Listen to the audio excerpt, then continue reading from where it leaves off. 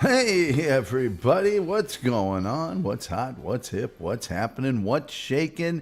And Merry Christmas. Terry Nee's with us. He says, Merry Gullymas and God bless everyone, including his squeaky door. As you can see, the Gulley household is well outfitted with only the finest in AI generated backgrounds for the Christmas holiday. I have planned absolutely nothing for this show whatsoever. We would like to thank our good friend G2K. You need to go to Get to Know Underline Stop. That's a great show, and they've always got an exciting panel going on. They actually had an ugly sweater contest and caroling, and it's almost like they planned for the holiday, which of course we didn't. Actually, we do have one Hail Mary Hail Mary backup plan that I will now try to implement. And if it works, you guys are really going to like it. If it doesn't work, well, it's going to be a long hour if it doesn't work. But I hope everybody had a great Christmas. And I'm of the age where I don't get gifts anymore for Christmas. Anybody that's going to give me anything for Christmas, they give it to me in the form of a gift card or a super chat. You know, more of a monetary. Terry Nee says my door has been working feverishly on some songs. I should have put my hee-haw background on, because that would be a great hee-haw type of instrument. Every now and then we get the jug, and then we get the fiddle, and we get the, it would, just punctuate things. You get on the jug and you get on the fiddle, you go downstairs and you drink a little, and you come upstairs and you tell her you're not drinking, it just would punctuate the song and tell kind of a story. I like my drawings and I like my stories. My stories. We had a great time last night with Joey, and that means Joey C, Joey Catalano. I have not planned tomorrow's show yet. I am leaning toward, because I really don't. You know what? I think tomorrow is going to be because we haven't done one in a while. It's going to be an overrated, underrated on Christmas. Christmas themed. Because we haven't done one in a while. So I think we're going to do that. I think that's what we're going to do. I have so much stuff backed up here on this thing. It ain't even funny. Boxing Day. It's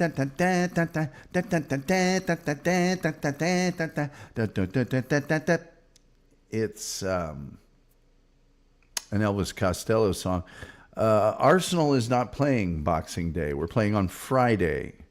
We play Ipswich Town. And I would like all of us to remember to please keep a good thought for our very good friend Diana O'Brien, who's actually enjoying what looks to be a very, very, very wonderful Christmas with her family. But we're just keeping an eye out for her health, don't you know? Don't you know? Let's see here. Let's see if my backup plan is going to work. I'm going to have to check into my backup plan for the holidays. Would you guys like to hear in real time if my backup plan is going to work? Well, good, because that's what I'm doing right now. I'm going to see if this backup plan works, we're good. We're good. We got no problem. If this backup plan doesn't work, a lot of tap dancing going to go on around here. T for two, and two for T. Me for you, and you for me. Be a lot of that. Hello. Yes, I was calling for Martin. Oh, man, we dropped out. Is Martin there, please? Martin? Yes. May I speak to Martin? Yeah, there's no one named Martin here. I'm so sorry. You.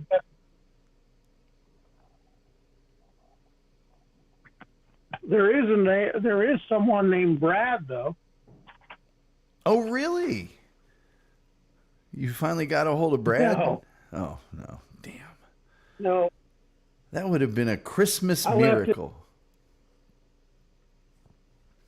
I left him a message and never got an answer. You know you're on the air. Again. You're on the air right now. Yeah. Okay. So all of the things that you normally say that we don't want anybody to hear off the air.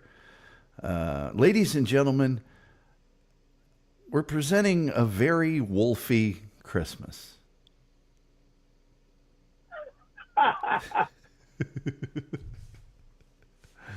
Any questions you have? I was right in the middle of.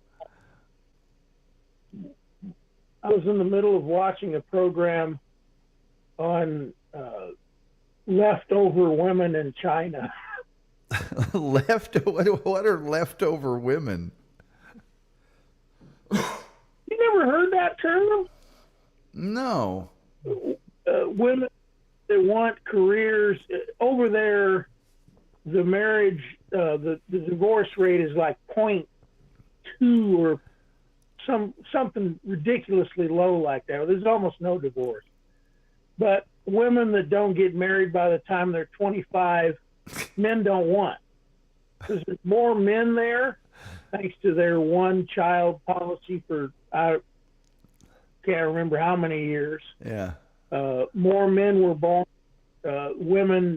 Children were frowned upon because families wanted a meal ticket once they got older to support them, because most of those countries there's no Social Security or any of that stuff. No. So their kids support them when they get older. Right. And so that caused them, first of all, it caused their birth rates to go through the floor. Right. They can't replace their rate of death and age. They don't have enough young people. It's that way in most of Asia. There's a couple of, I think probably the Philippines might be okay, but most countries are like that now. There's not a replacement rate because women aren't having babies anymore. So over there, if you're 25, you're considered left. And so these women are all sad because they were worried about their careers. Their families shun them, and that's the term that they use for them is leftover women. Leftover. They keep them in Tupperware and stuff.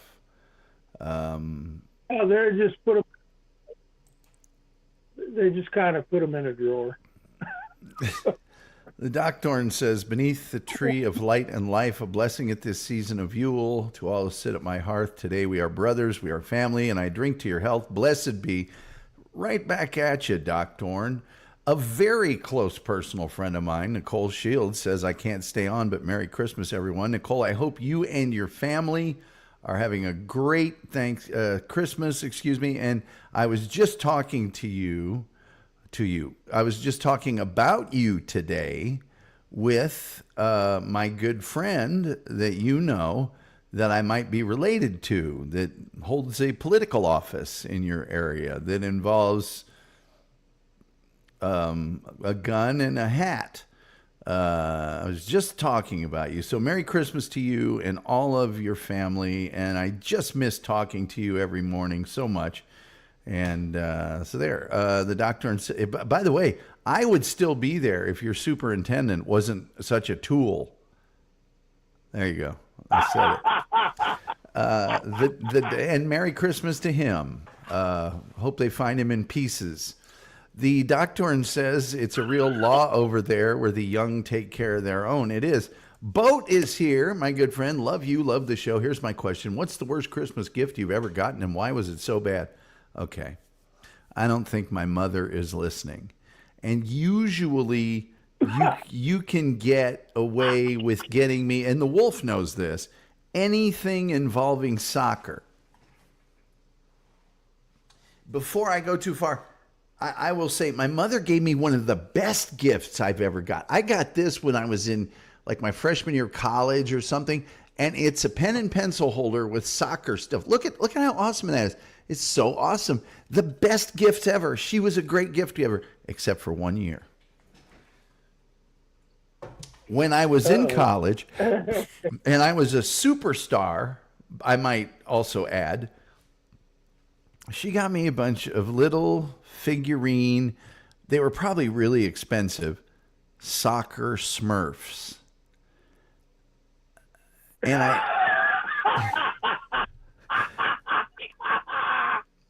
I made like I really liked them and everything. And meanwhile, I told my little brother, it's like, I can't be seen anywhere near these soccer Smurfs. I just can't. I can't. And so the next day I took them. I knew where she got them. And I think she even my mom was always good about attaching receipts to things. And so I went over to the place where they had them and tried to return them. And the guy wouldn't take them back for some reason. And I seem to remember that it was actually a somewhat legitimate reason. And I went, okay. And my brother and I walked out of there and I threw them in the trash right outside of the little store.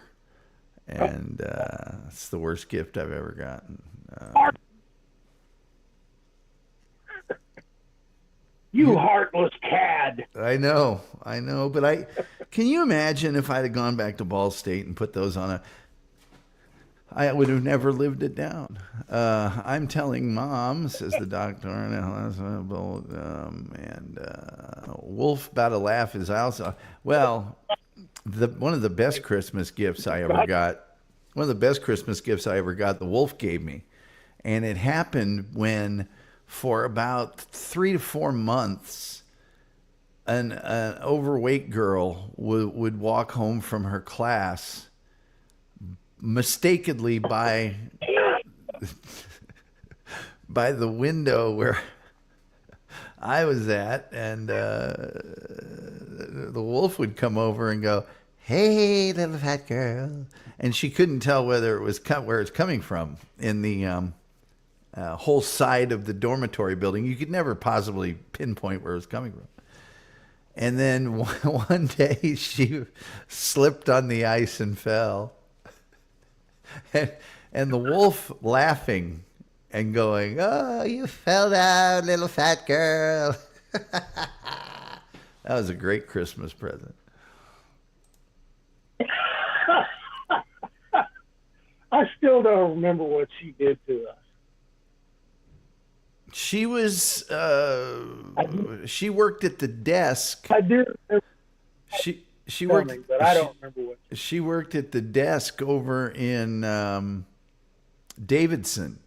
And one time we needed to pump up a football, and she wouldn't give us the pump because we didn't go to date. We weren't David's. We're like, we're Palmer. We're right next door. Come on. And she wouldn't give it to us.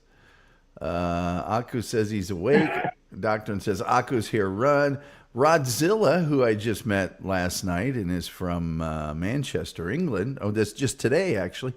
Says, wow, you actually are real. Damn. $1 million voice right there. I don't know about that, but I'm not AI, as you can see. If I was would they make a face like this AI? I don't think so. I don't think so. So now they make you a black man. You know, it's funny, Wolf. I've never told, I don't remember falling asleep, smoked some short rib for Christmas breast. That sounds pretty good. I do not, I've never told this story on the air of the Christmas tree. Which one? Which story? No, I told my story. Didn't I? You told yours, but I didn't remember my Christmas tree story. The one that I'm still lines about it, and he didn't. I never got an answer. So I'm wondering if they had something to do with it. Well, I always suspected that they were the ones that did. Rodzilla said, "I apologize sincerely, bro. Hope we can be cool." We are cool. There's nothing to apologize for. You're turning it into something bigger than it is. It's nothing. It's absolutely nothing to me. Pah, bubble memory gone. It doesn't. You're fine. You didn't do anything wrong. You're a good guy. I'll make this short for all the viewers. When the wolf and I lived on the same floor, my roommate and I got a Christmas tree for our dorm room, and that was somewhat uncommon. There were people that did, but not everybody did. And we had it. It was all desked out. And my roommate had a bad habit of leaving the door unlocked to our dorm room. And so I came home one day and it was gone right before the day after we put it up. And so for like 2 weeks or something, we searched everywhere. We'd make an excuse to go into somebody's room. Hey man, how you doing?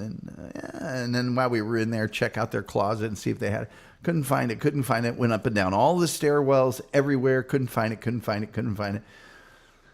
Finally, it's time to go home for Christmas break. So that's what I did. And when I got back from Christmas break, of course, Ball State's dorms were heated by steam. So with nobody there the whole, 2-3 weeks, it was always super hot. But my dorm room was even hotter because someone had opened up the steam valve all the way. So it was super hot in there. And there was the Christmas tree, completely brown, little piles of needles underneath it. And I never to this day have found out who did it. Never, ever found out. Doc Dorn says, Tom definitely got a 9999. I don't know what that's for. 9999. Spider B, hello Spider, says hiya. Doctor says, oh yes, the dollar voice. I just have a dollar. Spider B says, wops, no, not wops, whoops, and then Merry Krampus. Do you have a worst Christmas gift you've ever gotten, Wolf? No, but I have a wonderful Christmas story to tell you about when we were kids. Oh God, I'd love to hear it. Only if it starts with, I remember.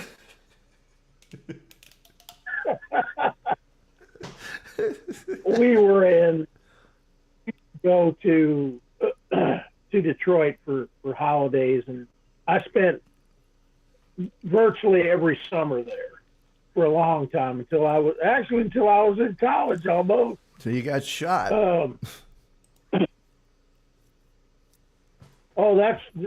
That's long away from this story. Oh, okay.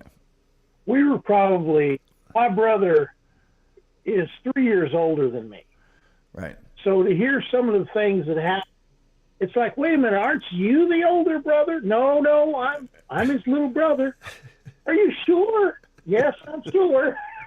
So what? So I was go ahead. No, I'm just saying. So I want to hear your joyous Christmas story while I show all these wolf pictures. First of all, people have been asking to see your wall of media again, so I'm showing that.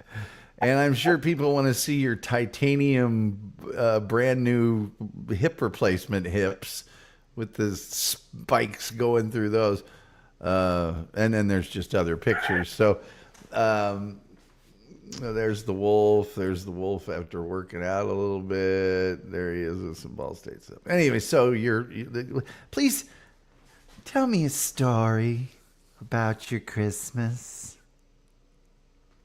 So he's I'm thinking probably 6 or 7, and I'm 3 or 4 years old. And I was always, for obvious reasons, smarter than I should have been. And my entire life, I have been an insomniac. So I'm fully awake. And my sleeping habits. Very seldom did I sleep at school. When I went out to party, it was all night long until the next day. Well, that's part of the reason we hung out, is I was an insomniac as well. Well, So I was always sneaky and had to know everything and how everything worked and So I never had any allowance because it always went paying for something that had to be fixed that I broke, or a new one of something. usually my brother would get something and I would take it apart. Figure out how- and that's probably one of his stories, but I can even top the taking his. My dad got him a helicopter where the blades actually rotated, and I took it completely apart. And he said, "Daddy, he's done it again. He's taken my helicopter apart." And my dad said, "Well, there goes that allowance." So we're at one of my grandmothers. My grandfather was a skunk. He had wives everywhere and kids everywhere. One of which is in England right now. But so we're at my grandma's, one of my grandmothers, and she had an upstairs, and so my mom and dad had gotten everything together. Well, I never believed in Santa Claus. I thought it was ridiculous. This is a 3-4-year-old kid thinking this. And I stayed awake, and I heard a bunch of noise, and I thought, well, if there is a Santa, that must be him, because I heard a bunch of noise downstairs. So I snuck down the stairs and saw there was my mom and dad wrapping presents. And I thought it was the coolest thing in the world that your parents are Santa Claus. But my brother didn't take it that way. Oh, so you I went took upstairs and I woke him up. And I said, "Rock, Santa's mom and dad." And he said, "No, you're lying, no." And I said, "Yes, there's no Santa Claus. It's mom and dad." I thought it was awesome. You know, how much better could it be? They're the ones that get everything. You know, he almost had a nervous breakdown. He cried and cried and cried, and he's 3 years older than me. God. So, Oh, Jesus. I ruined my brother's Christmas by telling him Santa Claus didn't exist. Dad, no. You woke him up in the middle of the night to tell him. Oh, God. I think it was probably 2 in the morning. But I was always awake like that. I got my behind switched one night, or actually one day, because the old cut the willow switch off the tree thing. Oh, yeah. Because I was awake, and my dad was really good with making everything, or fixing everything. Yeah. And he'd made this cabinet that had doors that opened on the bottom with shelves, and then there was a series of probably, I think, 4 or 5 shelves above that. And he'd gotten my mother these little figurines. There were these tiny little figurines. One was a turtle, and I forget what all they were, but I decided that early in the morning, probably 3 or 4 in the morning, I'm walking around because everybody else is asleep, and I'm not as usual. Yeah. And I decided to play with them, and I broke one of them. So my idea was, okay, I'm going to get in trouble for this, but I can fit them together like it's not broken, and someone will bump into this, and when it falls over, they'll think they broke it. That was my plan. Well, it started to work. I came out the next morning. My grandmother said, "Oh, my." And she had a really sweet, quiet voice. And never had anything bad to say about anybody, no matter what they did. Right. And everybody in town loved it. So you're thinking this sweet old lady, and I think she was probably 5'1" or something like that. Half Cherokee, half black. And she said, "Oh my, look at that. Somebody must have been playing with those little figures and broke one. I wonder who that could be. And I start, when you're that age, you would start trying to get that sympathy cry going where you start tuning up, thinking you're going to get some sympathy. So I started, you know what? I think that person needs to be punished, and I know just how to do it. And she pointed out, screen door, and she said, I want that limb right there. And she lit that switch, and I still remember how bad it felt. Oh, God. Well, I just remember, I don't remember what kind of TV you had. I had one of those 13-inch black and whites that everybody had. Remember those? Like I still have it. So that's at the top. Tower of Power. Oh, okay. So, yeah, there it is. TV that survived. Well, so was that black and white or was it color? Black and white. Okay. Tubes. Yeah, tubes. That's what I had, and you had the same thing. And I just remember because Channel 59 from Indianapolis had just started. It was almost impossible for us to get Channel 4 all the way up there. We could sometimes, but not very often. But Channel 59 had just started, and they would show movies and stuff overnight. And so I remember it was just 2:30 in the morning during the week one time, and I could hear you and Dummy laughing. And we started watching these old movies and stuff and Rat Patrol and crap that was on all night. Jared's here. He says H2BH, H2BH, and up fingers. Yes, by the way, like, share, subscribe, notification bell, retweet, all the free things that you can do that serve the algorithm, the almighty algorithm. And then, hey, not for nothing, it is Christmas. And I am doing a show. I mean, I'm just saying, spirit of the season, whatever. If you wanted to super chat or give a membership or get a membership, I'm just saying. I'm just saying.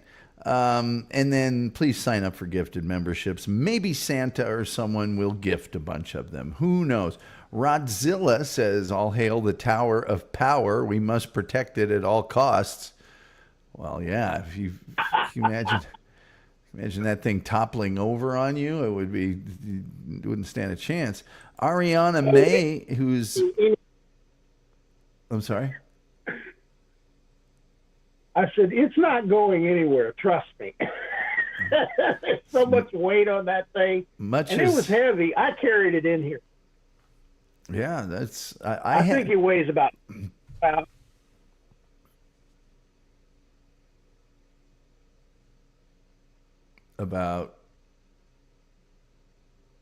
hello. Oh, no, don't tell me. Yeah. Oh, there he is.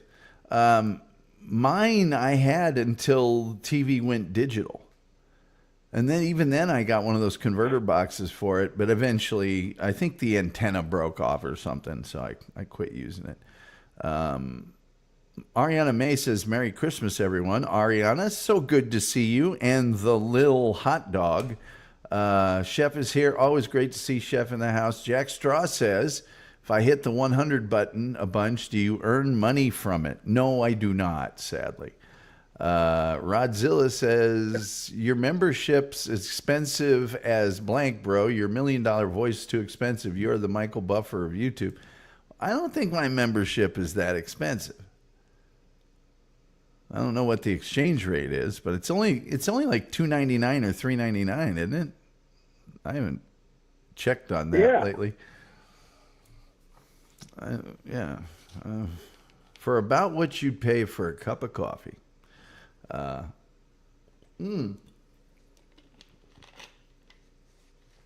Reno Hightower says, hello.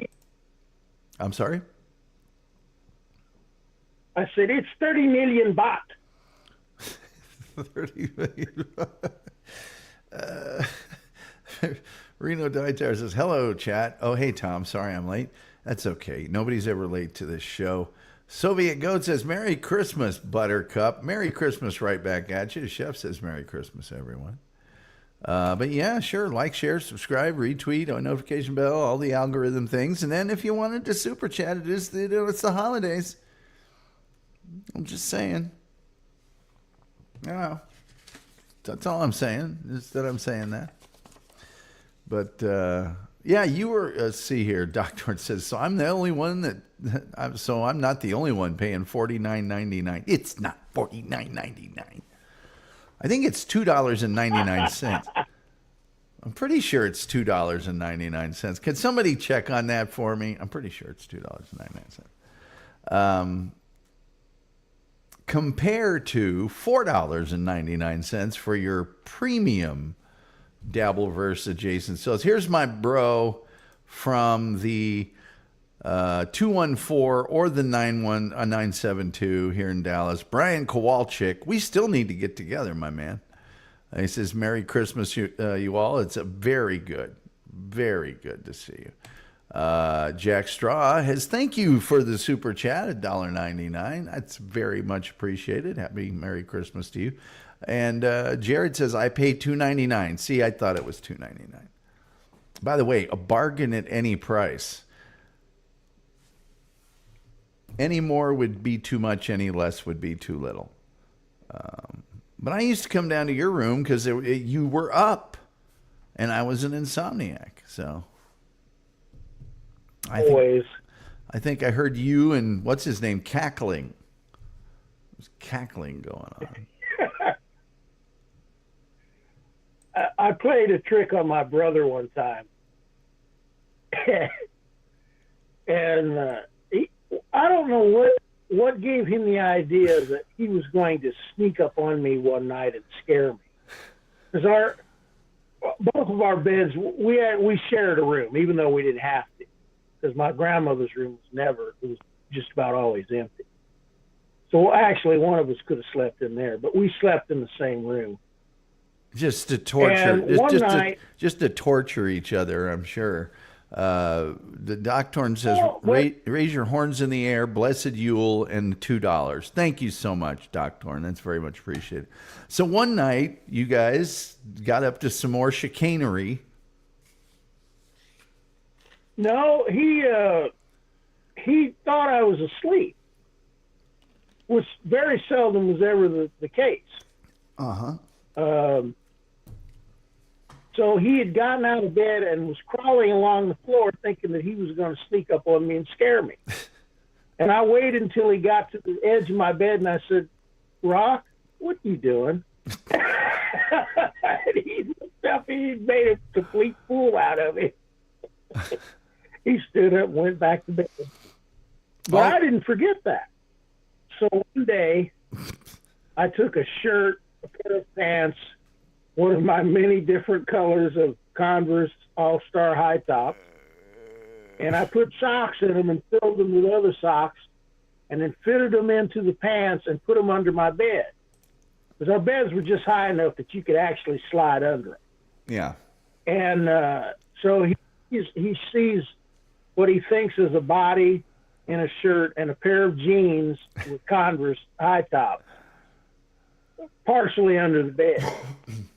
And so the closet was directly across from our bookcase where I had all my photography stuff and Bibles and whatever, and my Budman stickers that were still on the wall in 2018, the last time I was in that house. And directly across from my bed was the closet. And you came in the door, and we had a dresser on the left-hand side when you entered, and on the right-hand side was our closet. Right. And I got into the closet because it was probably, I don't know, probably 5 feet wide. Yeah. And about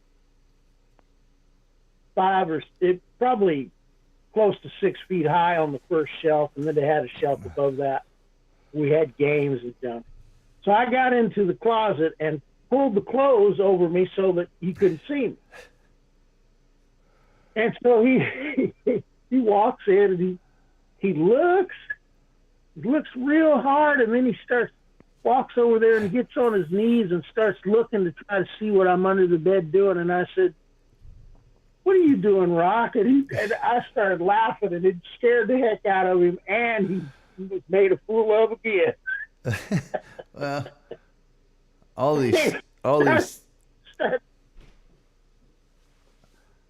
these stories would be better if you started them off with, "I remember." Metalman Vicky says, "Good evening, Tom and everyone." Oh, our good friend Rodzilla from over in the UK says, "For the beautiful voice and Tower of Power, Merry Christmas and Happy New Year." Thank you, Rodzilla. Thank you very much. That was extremely generous of you.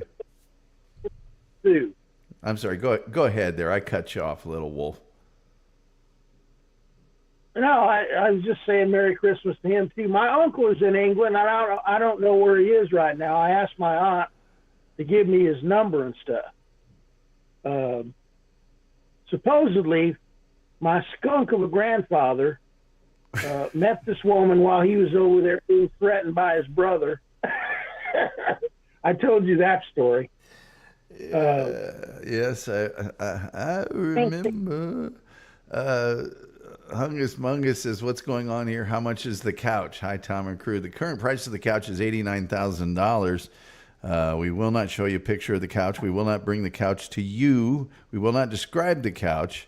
The couch is available by a purchase from eBay in addition to the cost of shipping from Dallas, Texas, and the humidor it's stored in to your location, which we also do not pay for. Hungus Mungus says, "Merry Christmas." Merry Christmas, finally, the right version. Jack Straw, who I think used to be was it UK or was it Australia, was the Prime Minister, says it was 9 feet high and 6 feet wide and soft as a downy chick.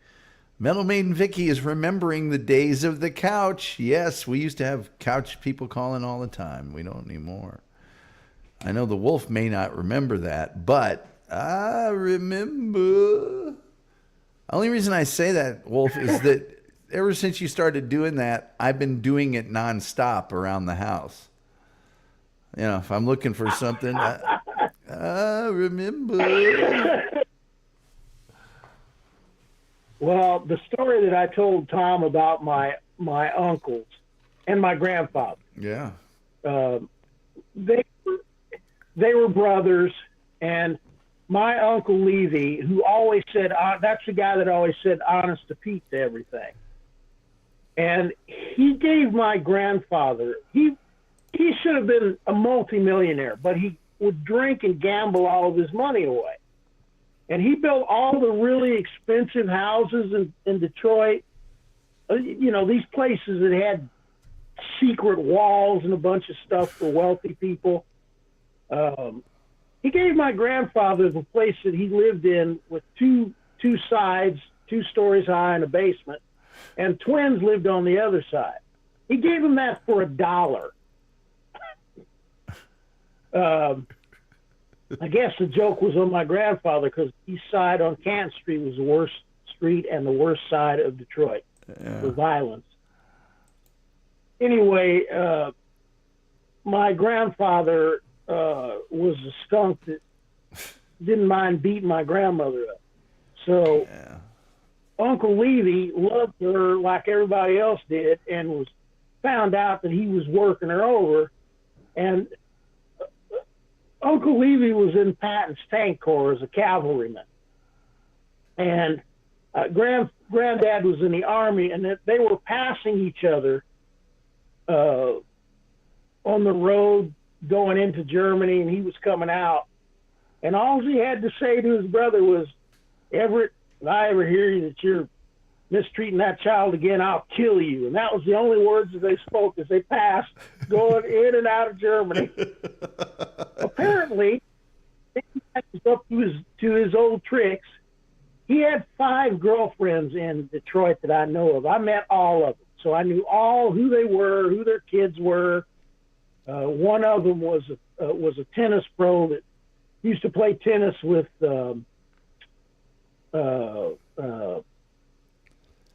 what's his name that used to do John McEnroe, Vitas the pudding Gerolitis. commercials. The what commercial? Oh, these commercials. There was a comedian, black, the one that all the women said Bill Cosby. gave him date drugs. Yeah, she had one of his girlfriends. Her son was a tennis player, and I think he was semi-pro. But there were pictures in this room with all these trophies, and one of them was of him standing there, shaking hands with his arm around Bill Cosby. Well, yeah, Cosby So was. that's the girl that was Miss Michigan. Was her daughter. Okay. And she was like a model and all kinds of stuff. The Cosby was way into tennis and pro-am tennis and all that. Ariana May says, it's been a while since I heard the couch spiel. It is. Jack Straw says, West Bloomfield, eh? Oh no, West Bloomfield would be like a picnic, like a resort compared to the areas Wolf's talking about. Let me just say that all night long you heard nothing but gunshots. The police were afraid to come down there. In one instance, I heard someone being shot and looked out the window and saw a police car coming down the street. It was a 4-lane one-way street. They were coming down the street the wrong way, and their lights and sirens were off. Now, there was a reason for that. And one of the stories that I told Tom was about, because you could get shot at any time just innocently. Yeah, just stand. Yeah. Well, one instance, my grandfather and I had left to go to Canada to fish because we went fishing every week in Canada. And the twins said that not more than a couple minutes after we got in the car and drove off, the Purples and the Arrow Flynn's, which were gangs on the east side, in a gang war and shot at each other. And one of them hit the house shot off a shotgun, and the pellets hit the house just a few minutes after we left. So if we'd have been late leaving, we would have gotten filled with pellets. Yeah. And one night, Rodzilla, my brother... Rodzilla here says, it's 2 a.m. here, sir. I'm super tired. Been up since 6 a.m. Been a pleasure to meet you and talk to you, even though I didn't think you were real. Laugh out loud. Take care, mate. Hopefully soon. And I just said, Rodzilla, thank you for your generosity. No worries here. You're welcome anytime, sir. So it's 2 a.m. and you remember... I remember at 2 a.m. my brother comes in and starts shaking the bed, and he says, Kim, wake up. I said, what do you want? I was already awake because I was listening to all these gunshots. I said, what do you want? He said, somebody hit the house. I said, what are you talking about? Because I didn't feel it. Yeah. Apparently, I'm still trying to figure out where this guy went that he could actually rob, because any of the stores that you went into had this plexiglass is like 2 inches thick, surrounding all the merchandise cash register. And you would walk in and you would point to what you wanted, and they would put it, you put your money into this little box drawer and slid it in, and they would take the money and then slide your stuff out. And I'm thinking, where in the heck did he find a place that was open that he could rob? That wasn't protected like that. Yeah. So he comes tearing down Canton Street the wrong way. The cops are shooting at him. He hits the house, the twins' side of the porch, and gets out of the car, and he's all bloody and takes off running. And, of course, they probably... The policy used to be in Detroit, if you run, we're just going to shoot you. Yeah. So I'm assuming that they lit him up, but my brother was all excited about it, and I said, yeah, that's wonderful. Good night. And rolled back over. It was like every day. Oh yeah. We'd go to we went to the park one time for a barbecue, and I forget I know the name of the gang, the bike gang that was there, but I can't remember it, which one it was. But we're we're all the whole family's there, and there's probably, I don't know, 25 of us, something like that.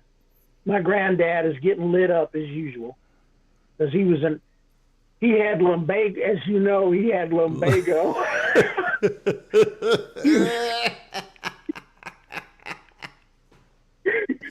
I bet you I bet you there's an actual name for that we all use and we know what it means. But old people back then used to refer to it as lumbago. I gotta look. Inflammation of the lower lumbar region. Yeah, lumbago. So he for Detroit, and some drunk hit the bus and knocked him over an embankment, and that tore up his back.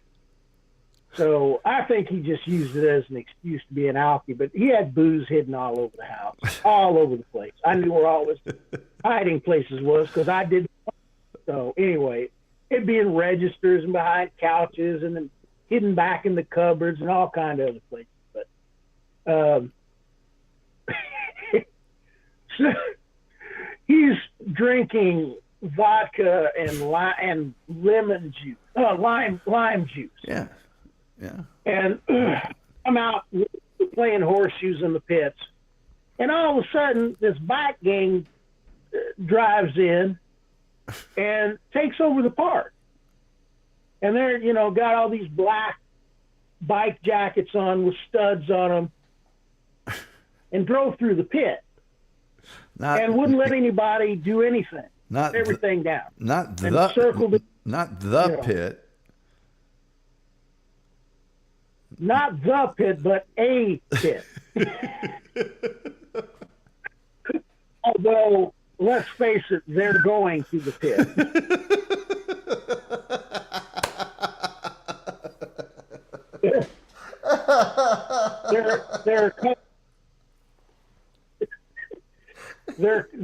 Their colors will be well represented in the pit. So he starts, and my grandfather was not a large man. He was a small man. He was probably 5'6", probably a $130 or $140, something like that. And he's like, I'm not going to put up. I said, Granddad, shut up and get over there and sit down. If I'm not doing anything, you're not doing anything. He could have gotten us killed. Yeah. I said, shut up and sit down. And, they looked me over. I looked them over. Basically, very bad people can look at each other and acknowledge that, okay, you don't mess with me, I'm not going to mess with you. And that's the look that we gave each other. And he rode on out. And they circled for a while and stopped. They had water slides and all kinds of stuff in that park, and I think Belle Isle Park, and where they actually race IndyCar. And finally, everybody got upset and just said, "Well, we're out of here because we can't do anything." So everybody loaded up everything and we left. Bike gangs took over all the time in those days, and they would fight. They were in a fight with the police and the National Guard all the time. Yeah. Like every other week, the National Guard being called out to fight gangs. Well, so anyway. Lumbago is an outdated medical term. Outdated medical term that describes pain in the lower back. Today, most medical professionals will use the term lower back pain. But lumbago is how you can tell if somebody was born during the Depression or before. They call it lumbago, which sounds like a fruit or a vegetable to me. Hey, go in the garden, get me some of those lumbagos. I'll have half a dozen of those. Mm-hmm. Oh, we like to cook olive oil and butter.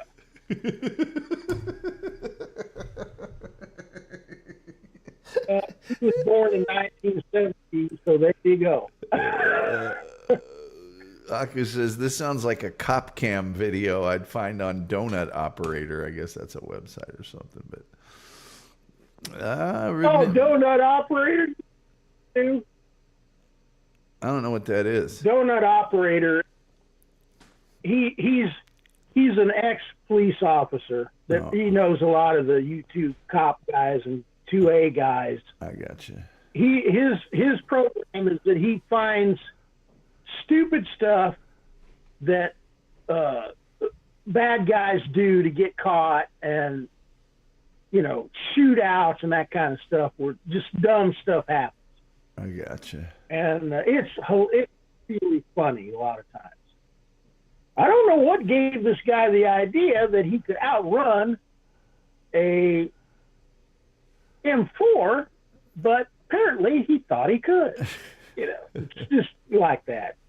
Gee, I wonder if he realized that ceiling that he was climbing down from wasn't strong enough to hold his weight. And that's why he ended up falling back and being caught by the police. Dumb stuff that people do like that. Yes. Traffic stuff. Aku says that the duck hunt quack in place of gunshots is a great touch. Oh gosh, that is funny. I haven't watched him for a little while since he and the Demolition Ranch guy are buddies. So they were on the same show together with, oh man, who else was? Somebody else in the 2A community. I can't remember who it was. And all three of them were on the same show making fun of each other and screwing around. And I forget what they were shooting, but the Demolition Ranch is really funny too. He always does get some hilarious stuff on there. He has good guests, so he had the Reaper on there one time, shooting. I want to say he had a 50 BMG, and it was showing how well he could shoot without knowing if the scope and all that stuff was accurate. And I forget the distance they were shooting at, but it wasn't an easy shot to make. And he just kept pinging the dead center with that thing. My good friend Iris Charisse from over in Perth, Australia, is a very, very well recognized fine artist. Says, "There you are, wishing you a very happy Christmas period, a wonderful year in 2025. Fun filled with love, health, and happiness. I am so glad for having this opportunity to say that you always bring precious memories that I really treasure. People may wonder the meaning of these words, but I know that you will understand me. Be always happy." You do the same. I am, Iris, extremely happy that I have those many conversations with our mutual friend that are on my podcast. And hopefully you can listen to those once in a while, as I do. And it brings back good memories. And Aku says, Brandon Herrera. I don't know who that is, but I remember. Sorry, I've been doing. Operator, that his name? I don't know. Aku may know, but I don't know. The Officer Tatum are buddies too. I got you. I was going to sing you one of John's favorite songs. What's that? I can't. Oh, in the days of the Greeks and the Romans. Oh, in the days. Oh, in the days. Oh, in the days of the Greeks and the Romans. It was Just considered good manners for the servants of the house to give a massage.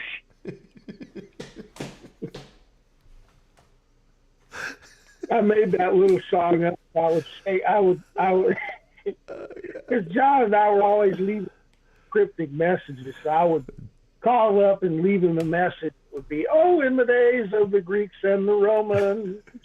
Oh, in the days. The money that I would pay to have been in the room when that guy, after you were done, wanted to know if you wanted a massage. Oh God! Just to see the look on your face, would have been worth every penny ever I've made. He and that house was something else. That dude had some cash, some do-re-mi. Well, he rented out all those places to the Ball State students. I mean, he was smart enough to buy up all these cheap houses. You know, he bought up all those cheap houses in Muncie, tons and tons and tons and tons of them, and hardly put any money into them, and then just rented them out to college kids. And had a rule book that was 200 pages long. Yeah. He had 100 units, if I remember right. But I can't remember what he told me now. And then he had that side business, which was he had that massage parlor. John said, Wolf, what did he look like? And I said, stick arms, stick legs, and a big tight pot belly.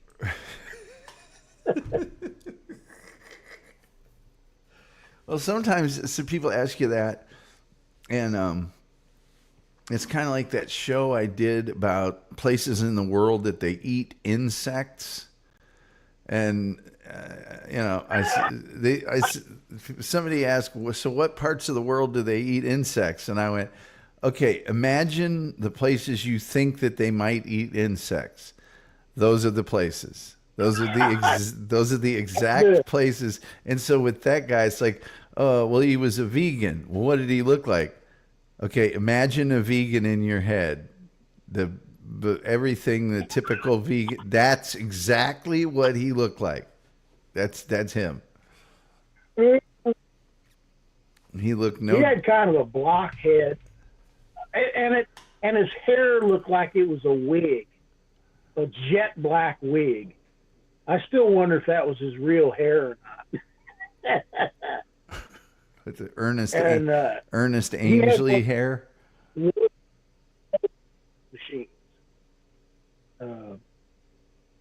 The whole idea was that I was looking to make some. You weren't even in school then. I think might have been a freshman or something. Yeah. But the whole idea, I wanted to make some extra cash, and so I just,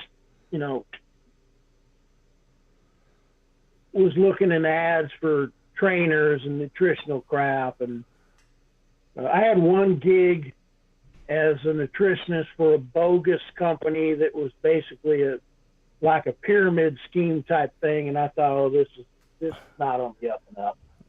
A weight loss clinic, supposedly. Right. And that's not even what it was. They're,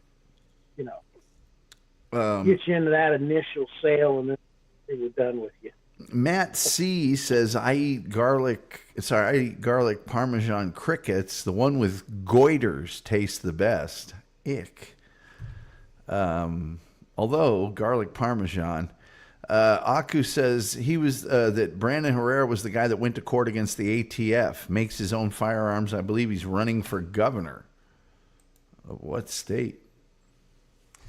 I don't know. I don't know if you can own firearms and also, at least not out of the same retail location, give a massage.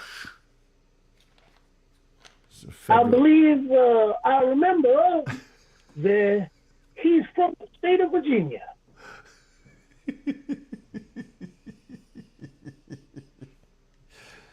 Oh, I understand. If you go to Virginia, you might.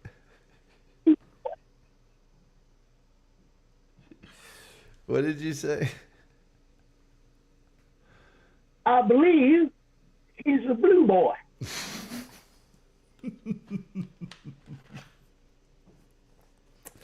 That's what I thought you I'm said. surprised that old guy Belly, because they like to call him Blue Belly too. Yeah. Blue Belly. Blueberries. Matt C said I not. think he was. It's not ick. It's nutritional and is a great snack. Picking the legs out of your teeth is a pain sometimes. God almighty. Aku says if we're lucky, he's in California.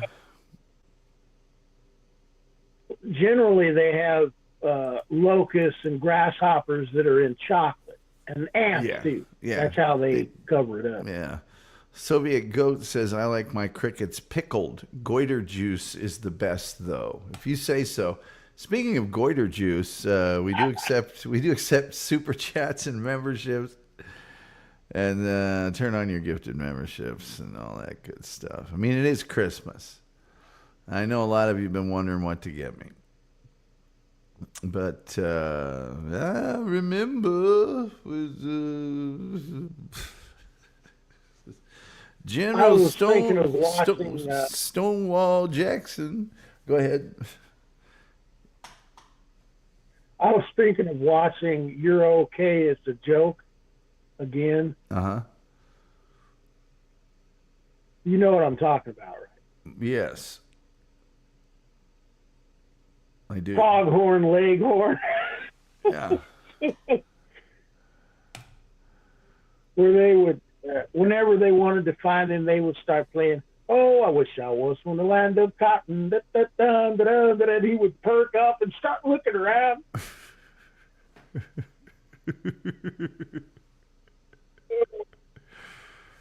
Well, no good for nothing.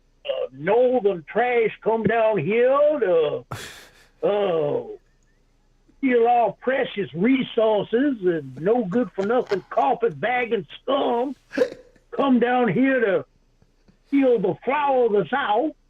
Oh God! Hey, I understand he's a secret agent.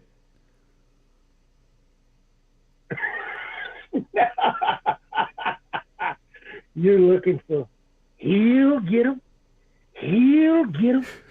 My cousin Billy Bob's got the fastest damn boat in the whole river. Well, what I'm really looking for is this man is a secret agent.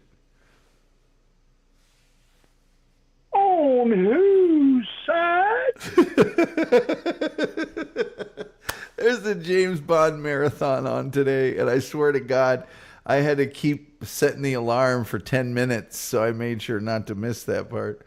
Matt C says, told you the goiters add a flavor like the crust on a creme brulee. Uh-oh, Aku has been a member for 5 months. Thank you so much, Aku. I appreciate that. Scott LaRock says, goiter is where the sauce is stored. If you say so, man. When you hear crickets chirping, do you get hungry? No, I do not. I do not. What was the other thing they used to say? He's one of them secret agents. What is, gosh, I can't. A.W., he's one of them secret agents. On whose side? And then there's the point where he sees him in Hong Kong and he's like looking out for him. He's actually helping James Bond, which is awesome. Seems like a lot longer than 5 months of my terrible jokes. No, it doesn't. Seems just exactly that long. Matt C says, I don't like American crickets. I source mine from the Colombian jungles. Well, excuse me. We'll do a little better on our crickets next year. No, you got to eat what you like to eat. What's the thing he says to his wife or something? Anyway, he spots him there. Oh, no. You're that secret agent. Ain't you, boy? Yeah, ain't your boy. And then James Bond tells him to do this or do that. And he's like, don't you worry, I got this whole thing handled. And then he like inserts himself into the situation, and the cops arrest him instead of James Bond, who then gets away. And he's like, oh, hey, I'm an American citizen. I got my bona fides. Anyway, I've got to watch it all over again. C.W. Pepper. Wasn't that his name or something? It's okay. It's Christmas. We're all supposed to be happy. J.W. Pepper. J.W. Pepper. J.W. Because I'm the constable at... He'll get him. He's just got the fastest boat in the whole river. Oh, man. Okay, J.W. Pepper, James Bond quotes. Goddamn little brown water hog. What's the matter? What's the matter, J.W. Hun? You just try that in my bayou, boy. I'll haul your ass. What's going on with you? What the hell you doing now, boy? The bridge is that way. Oh no, you're not. You're not good. James Bond's about to drive over that wrecked bridge. Oh no, you're not gonna. I sure am, boy. Ever hear of Evel Knievel? Elephants. We're Democrats, Maybell. Get your cotton picking snars out of my pants, you know. Oh, you is ugly. That's what he says. That's what he says. He says to all those Thai policemen, you can't do this to me, and I want my wallet back. I'm going to sue you for false arrest, police brutality. I've got connections, you brown pony heads. I want to get the FBI, the CIA, and Henry Kissinger. Look at me when I'm talking to you. Oh, you're that secret agent, that English secret agent from England. You chasing somebody. Who you got this time, boy? Commies? Let's go get them. I'm with you all the way. I'm with you all the way. Oh, my God. Jim and Beauregard, when he's sitting out on the porch, he's supposed to be doing something, but he's sitting out on the porch sipping mint julep, which is their crop. Yeah. The crop is mint julep. There's that some bitch. I got him. What are you? You some kind of doomsday machine, boy? Well, we got a cage strong enough to hold you here. Captain, would you like to enlighten the sheriff, please? Yes, sir. JW, let me have a word with you. JW, this fella's from London, England. He's an Englishman working in cooperation with our boys, a sort of secret agent. Secret agent? On whose side?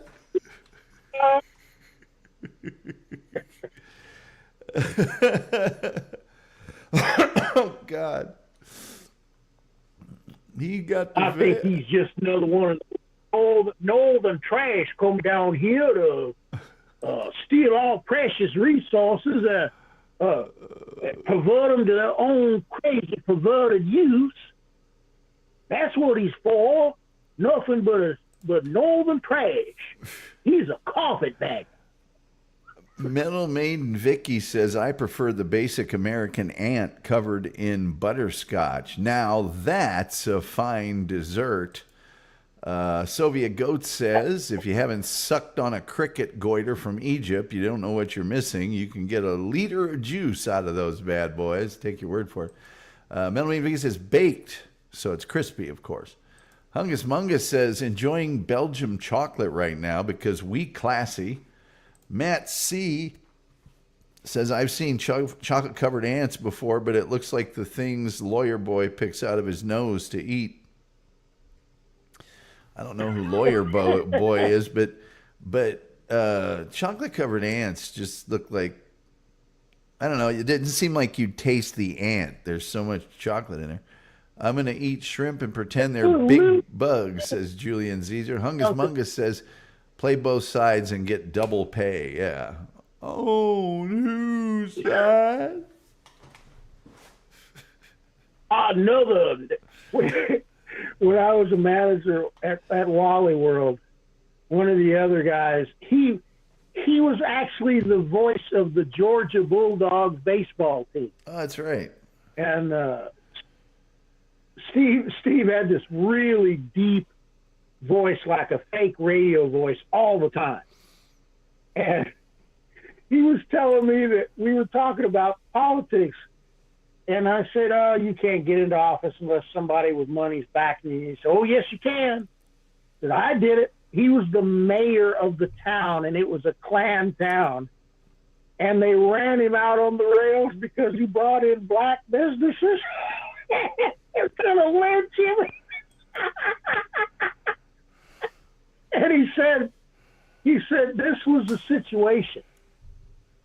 The town was dying because there were, the same story that you get in Texas and all the states. People were leaving because industry was gone, and the town was just becoming, a ghost town. And so they needed new business and new blood to come in, and the only people that could do that were black. Yeah. Well, the KKK didn't want any black people coming in, but they knew they needed them, but no one was willing to do it. And then Steve became mayor, and he did it. And then they ran him out of town. He's going to lynch you. I said, Steve, the voice of the Georgia Bulldogs. So when I started doing that Buford T, whatever the heck his name is in that show, I can't remember, Senator Buford something or other. Anyway, yeah. When I started doing the voice and pretending like I was in the South, he started kicking in. And so we stand there like we were talking to each other, but we were having two completely different conversations that had nothing to do with each other. We'd stop and start laughing and figure out what was going on. They didn't understand that we weren't talking to each other. We were just talking. And he had this deep Southern accent, and I was talking like, no good for nothing. Northern trash come down here to steal our precious resources and revert them their own perverse use. The flower come down here to take off.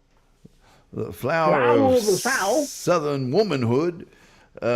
Soviet Goat says, what kind of bugs does Wolf prefer to suck on? You don't strike me as a guy that wants to eat bugs. I don't like caterpillar. They taste like sawdust. I don't like worms.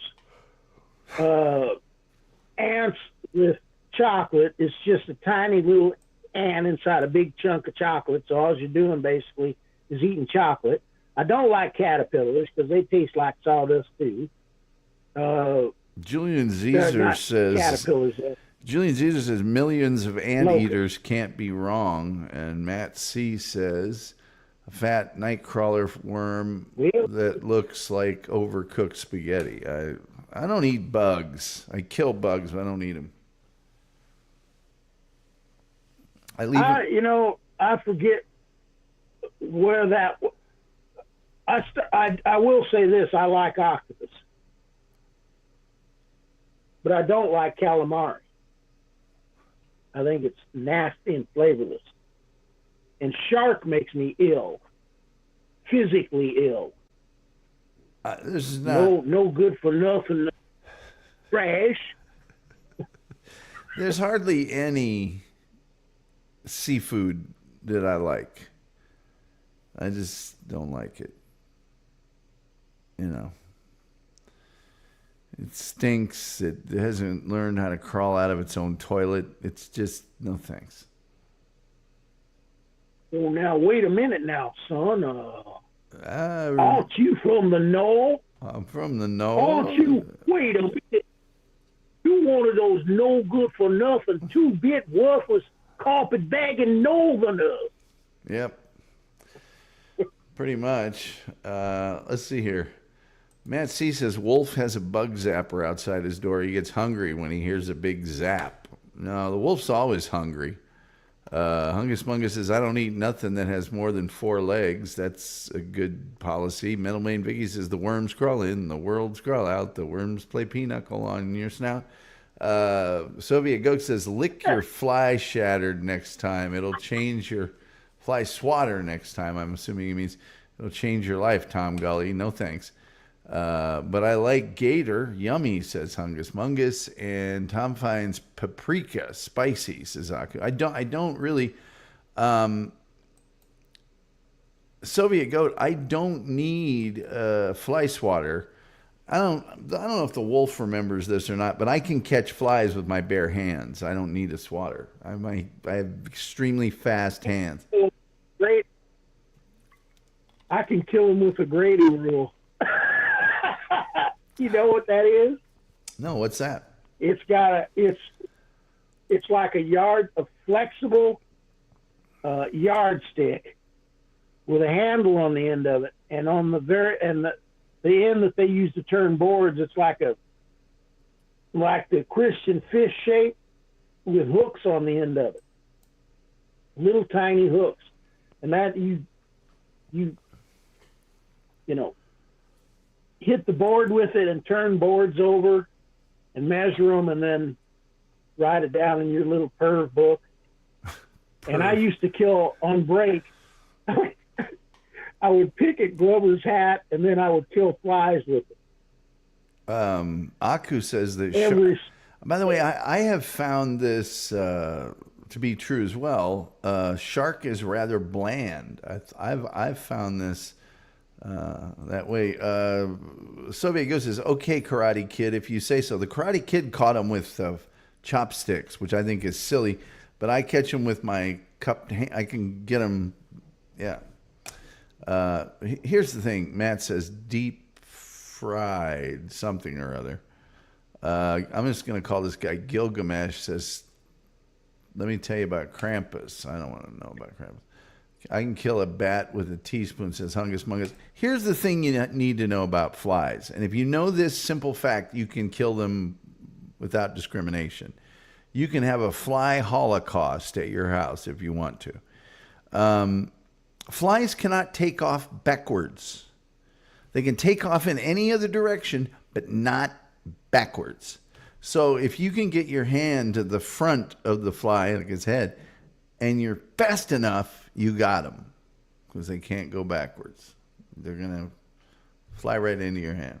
Smash them. I can kill them with a grading rule. The little point on the grading. I can kill them with my hat. I used to kill hundreds of them with my hat. I could kill them. I can also shoot them off with the squab gun. The squab gun, and they've got those little guns with salt now that you can shoot them with. I can kill them with my mind. Hungus Bungus says I can kill a bat with a teaspoon. Matt C says that fly had a family, Tom. Not if I have anything to do with it. Well, they don't long enough to, what is it, like 48 hours or something, and they die? 3 seconds of a fly bothering me is too much. I didn't claw my way to the top of the food chain to deal with a fly. Gilgamesh says flies are agents for the Dark Lord Satan. I agree with that. Metal Main Vicky says, I'm not a seafood fan except for fish and chips. Those are pretty good. It's usually cod. Julian Zeta says, I got good at catching flies when I was a kid because I had a turtle who loved flies. And Matt C says, ever tried dolphin blowhole soup? You can remove them with an apple core. I'm not eating anything that's got the word blowhole in it.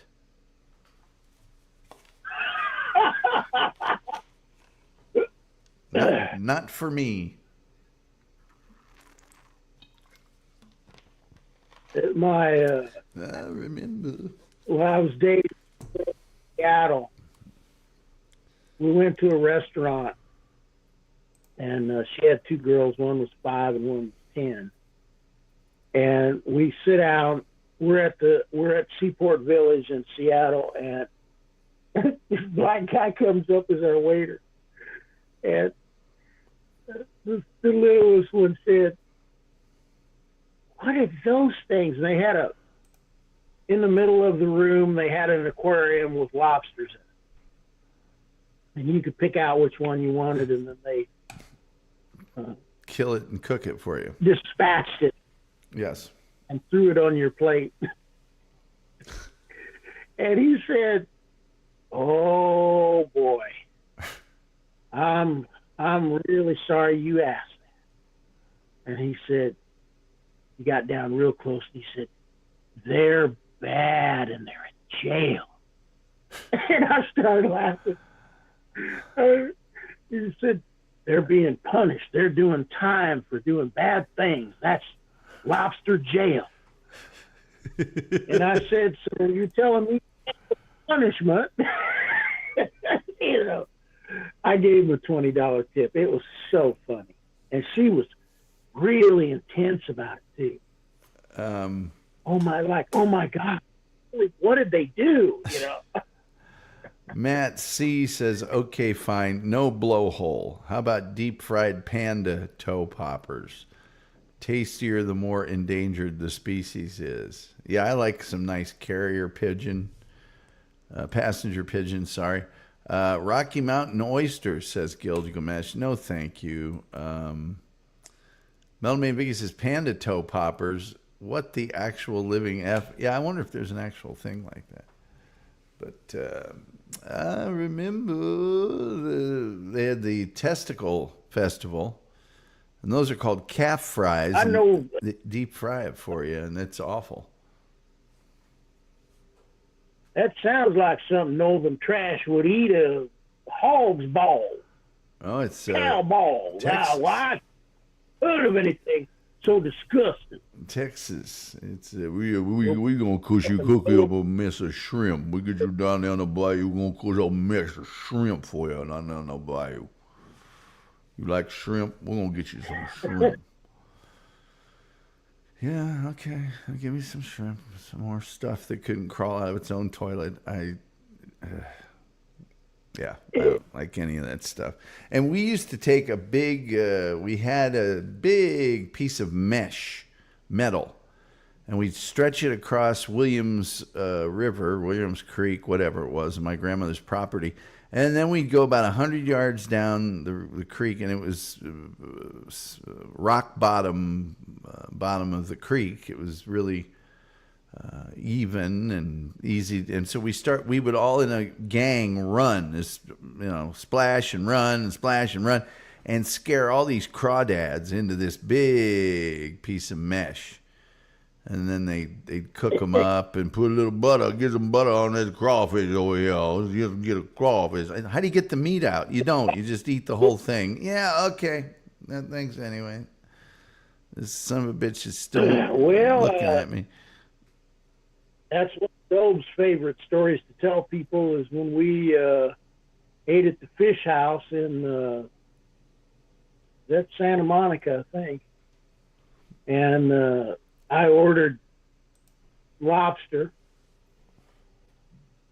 and I ate 4 buckets of lobsters, including the shells, because they tasted good. Well, and there's nothing there. I mean, they're not that substantial. Matt C says, "I don't like the word shrimp. My uncle told me my stink star looked like one when I was young." Well, shrimp is bugs, says Gilgamesh. Matt C says shrimp is the cockroach of the sea.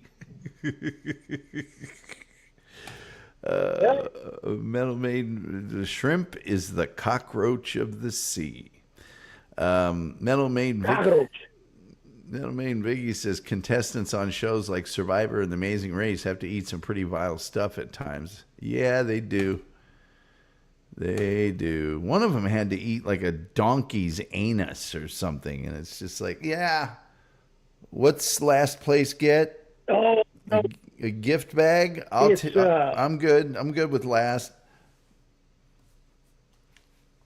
They have these big fat pieces of almost, it looks like fat, but I guess it's meat, but it's on both sides, and it's not donkey, but it's almost like a large goat. That's like that stuff they eat over in, I want to say India or one of those Asian countries that's kind of up in the hills. Oh God! And that animal, they claim it's delicious, but he's a chef, has its own restaurant, but he goes all over the world eating all this crazy stuff. Yeah. And he had a strange look on his face, and I said, yeah, that means it doesn't taste good. Uh-huh. Gilgamesh says donkey semen. That was Fear Factor. Thank you for that. Hungus Mungus says shrimp is for peasants. Soviet Goat says eating lobster shell is the worst thing to eat out of everything mentioned. What a weirdo. Well, yeah, I guess. But Middleman Vicky says, yeah, Fear Factor 2 for sure. Matt C. Ever eaten Matt C says donkeys produce a lot of semen too. Makes a mess if it's aimed the wrong way. Matt, really, we don't need to hear about your personal life. Just keep that to yourself. Anyway, well, Wolf, I hope you had a good Christmas. I gotta shut this. Oh, I dropped my Ball State ring. That we can't. Where'd it go? I hope you had a good Christmas today. Good Lord, this Ball State ring. Every day it rolled like 10, 15 feet every day above ground. Are you going to do that one?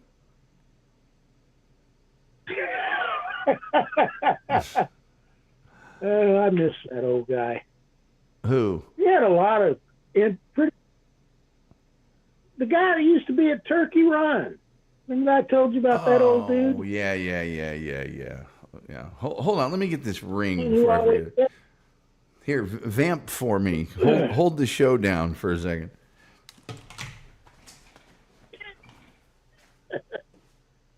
Yeah, that guy, he was around at the turn of the century. He was born in 1889 or something. All right, now we're back at he it. He would tell me. Yeah, that old guy was born in 1889, or I think he told me it was 1884, 1889, or something like that. And he would tell me about turn of the century stuff out when he was out here, basically. And the first time he saw a car and police and, all this stuff started showing up. Well, none of that was really out here. I think he was probably out here prospecting. There's actually a gold mine up where my friend Chuck lives. You go up all these hills, and there's a bunch of open land. There's a waterfall and rocks, and then there's actually a gold mine up there. And it's probably played out. I don't know. If it wasn't, Chris would probably own it. Well, yeah. I had a friend that I've in years that owns 19 gold mines and the biggest tourmaline mine in the world. If those things are producing, they're like a gold mine. So Matt C is. Are you? Matt C says he's talking about the donkeys. He says I used to breed them. That sounds like it would hurt after a while, Matt. Let's see. Gilgamesh says it has moisturizing properties. Matt says it's hard work, but it's honest money. Hey, it's our good friend Johnny Seattle. Very wonderful donation of $4.99. Thank you, Johnny Seattle. I'm glad we rehooked up here. And that I now know John Naylor, Johnny Seattle. I love the name Johnny Seattle, by the way. That's like the name of a Sinatra movie about a gambler that also sings at nightclubs. Wait, that's all the Frank Sinatra movies. Matt C. Okay, hold on. I'm going to answer two other questions. Soviet Goat says, keep the donkey semen stream aimed away from the kids and you'll be all right. We got one person that says, who is Chuck? That's Matt C. Soviet Goat says, Chuck who? Gilgamesh says, Chunk, because Chunk got kicked out of here, I'm sure. And also, Matt C. says, I'm being chucked to the wolves here. So they want to know who Chuck is. You don't have to tell them. I've known him since '88. I worked with him at his propane company for a long time, on and off. We started the entire patio heater business here in San Diego and LA. There were no patio heaters, and he wondered why, and nobody would back him up. So we started installing them. I did the maintenance on them. I delivered them.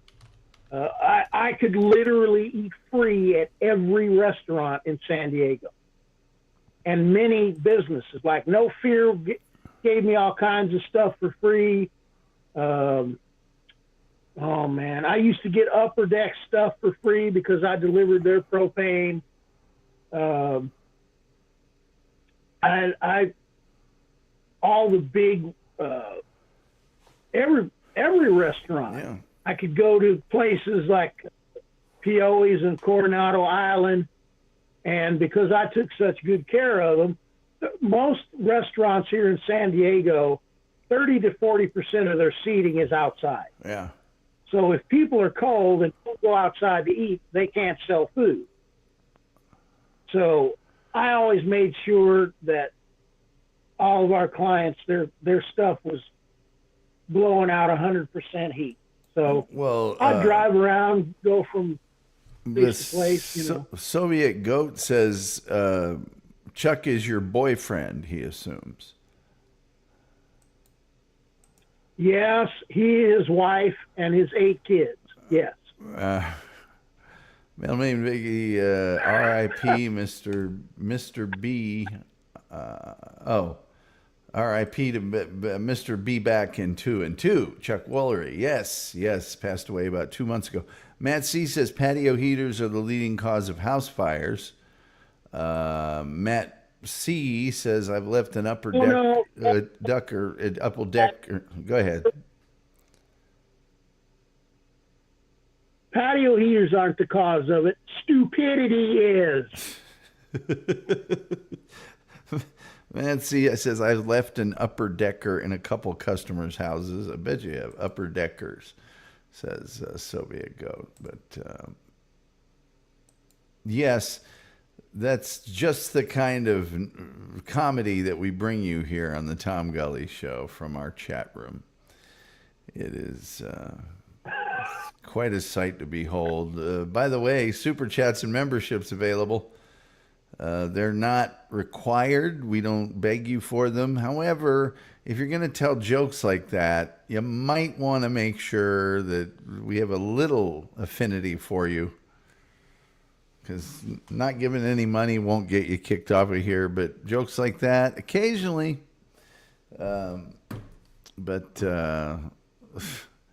Soviet Ghost says, I blow out heat too, Wolf. I think we all blow out heat. Well, it's possible he could be all hot air. That's true. That's true. Yeah, I'd go to Pio's and there'd be people, showing up with tuxes and limousines, and they'd see me walk up and they'd go, get in here, and I'd go, what? And they'd go, what did I do wrong now? They go, you're eating. And they'd take me in there and put me in the best seat and feed me for free. Every restaurant was like that. I could go to Busalacci's on 5th, where his son sings opera during dinner. and they would feed me. I ate free everywhere. I got free Lacoste sweaters and stuff, cashmere sweaters. I got to watch Tiger Woods over in Torrey Pines because I used to deliver to the Buick Classic and the Torrey Pines Classic golf tournaments. And I literally walked on the green that he was on, and nobody was there but me because it was off limits to everybody but me. So I'd stand there and watch him golf. I watched him practice at the Buick. I could go to see Cirque du Soleil for free because I delivered their propane. They used 50-gallon tanks for their restaurant stuff. Right. Most golf courses I could go for free because I delivered to all of them. The one down in Bonita, that chef used to do all the cooking and catering for the New Year's Eve celebration down on the aircraft carrier on Main Street in San Diego.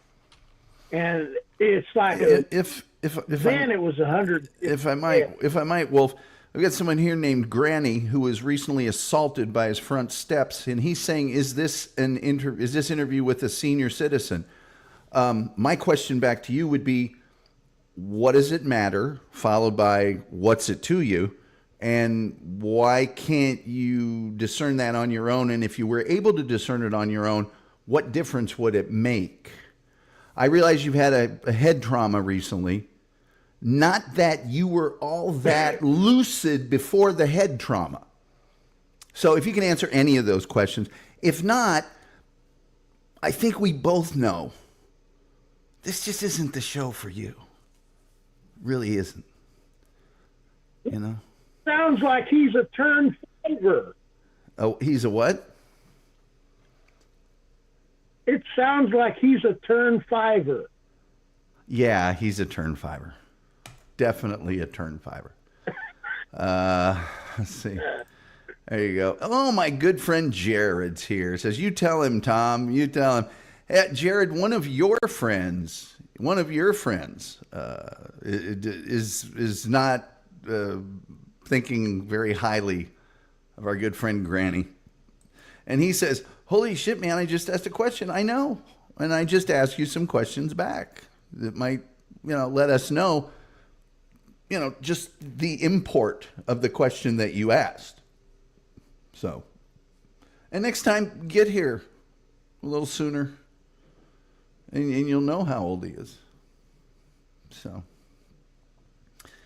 like I was saying earlier, I'm done sort of making excuses and allowances for certain people, certain behaviors. Yeah. Okay. Now, all right. Let's start whatever throwing fight time. Just remember, you asked for this. Well, what did I ask for? You came here. I didn't seek you out anywhere. You came here, and you still haven't answered my question. So, if you think I'm scared of you or that you're some wit that I'm not going to be able to handle, I got a hot news flash for you. You're not. Everything that you've done in your life leading up to now should indicate you at your level of success, your inability to avoid being knocked out by your own front steps. I could go down the list. No, it's not gonna happen for you. Not here. Not here. Let's see here. Matt C says, Wolf attaches cast iron fittings to brass. I think he does more than that. Hungus says, age shaming, your call, Tom. Exactly. I asked one question. You stopped the show to address it. That's what I do with my chat room. And I didn't stop the show. The show's still going on. You need to learn the meaning of words. You sound stupid when you type things. The show is still going on. I didn't stop it.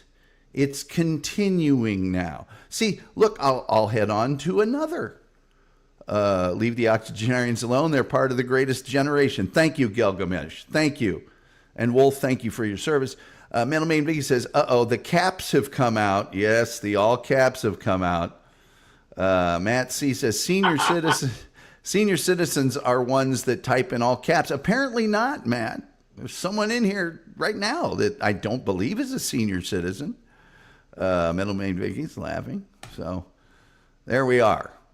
Now, if you don't like what's going on here, don't come here. It's that simple. You know, the only time I interact with you is when you're on a show that I'm also on. Otherwise, just not that interested. You know, I just not. Anyway, Wolf, what were you saying? Yeah, you were just talking about how there were no propane heaters in that part of the city. And by the way, San Diego has that Old Town district. What's it called? The Gaslight District or something? Or something involving gas. I can't remember the actual name of it. Yeah, that's what I was talking about on Fifth Avenue as part of that. Yeah, I delivered all those proteins, all those. And I also used to deliver to all the IMSA shops and drag shops. Yeah. For all the race car shops that were there. And Cirque du Soleil. Speaking of old, Matt C says he comes here for great interviews and to hear Tom's smooth, buttery voice. Thank you very much. I appreciate that. Hungus says, Scabetti toilet better. Middleman Vicky says, well, at least it's good to know she didn't get run over by a reindeer. Exactly. Middleman Vicky's laughing and whatnot. Soviet Goat says, I came here to pound one out with my boys, Tom, Gulley, and Wolf. I assume he means that's me. I don't spell my name that way, but I'm into accuracy. Some people aren't. So rather than just put Gringo Giant in there, Stan. Well, Gringo Giant or Gaviota, my old nickname. But well, Wolf, you've done quite a few things. And won some bodybuilding titles and all that good stuff and the rest of it. Jim Fanning is here. Always good to see Jim Fanning. Matt C. says minor typo. Dupa Doo says Merry Christmas, Tom Wolf in chat. Well, now it is Christmas. Now it is Christmas because Dupa is here. Soviet Goat has gifted not 1, not 2, not 3, not 4, but 5 Tom Gulley Show memberships. Thank you so much, Soviet Goat. Appreciate that. That's very nice of Soviet Goat. I know, Wolf, you know, let's see, you have got some, problems with the Soviets sometimes, but Dupa says, I love you, Tom, but Granny's been painting houses for 20 years. It's hard work and stuck with it.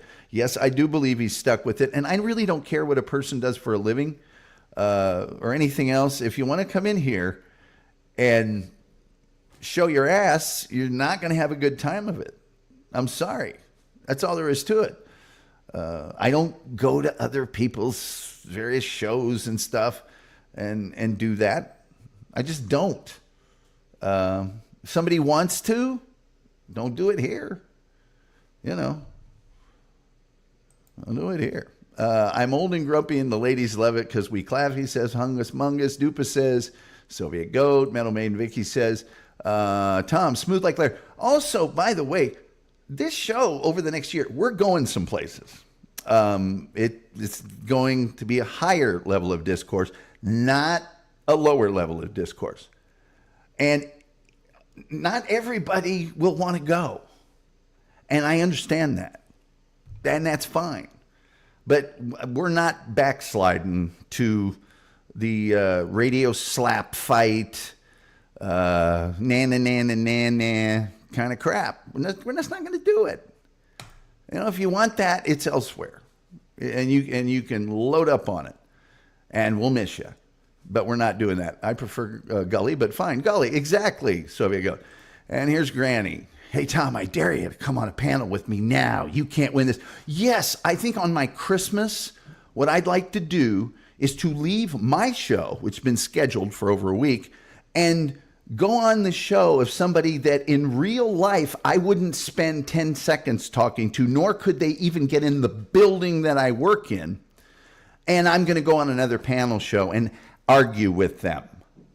Because that would be a good use of my time. Don't you think, Wolf? That would be a really... Even asking me to do that is not smart. It just isn't. You know what is smart? Go your own way. Live your life. Be happy. Forget I exist. Because I will forget you exist 10 seconds after you're not here. And we're rapidly approaching the point when you just won't be here. So I don't know why it's of interest to you. I really don't. I wouldn't be addressing it if you weren't bringing it up. Let's see here. Matt says, gifted 5, the Tom Gulley Show. Thank you so much, Matt. I appreciate that. Says, I match GOAT. Well, I appreciate you guys matching each other. See, Stormy got a membership. Well, doopa-doopa-doo. That's very good.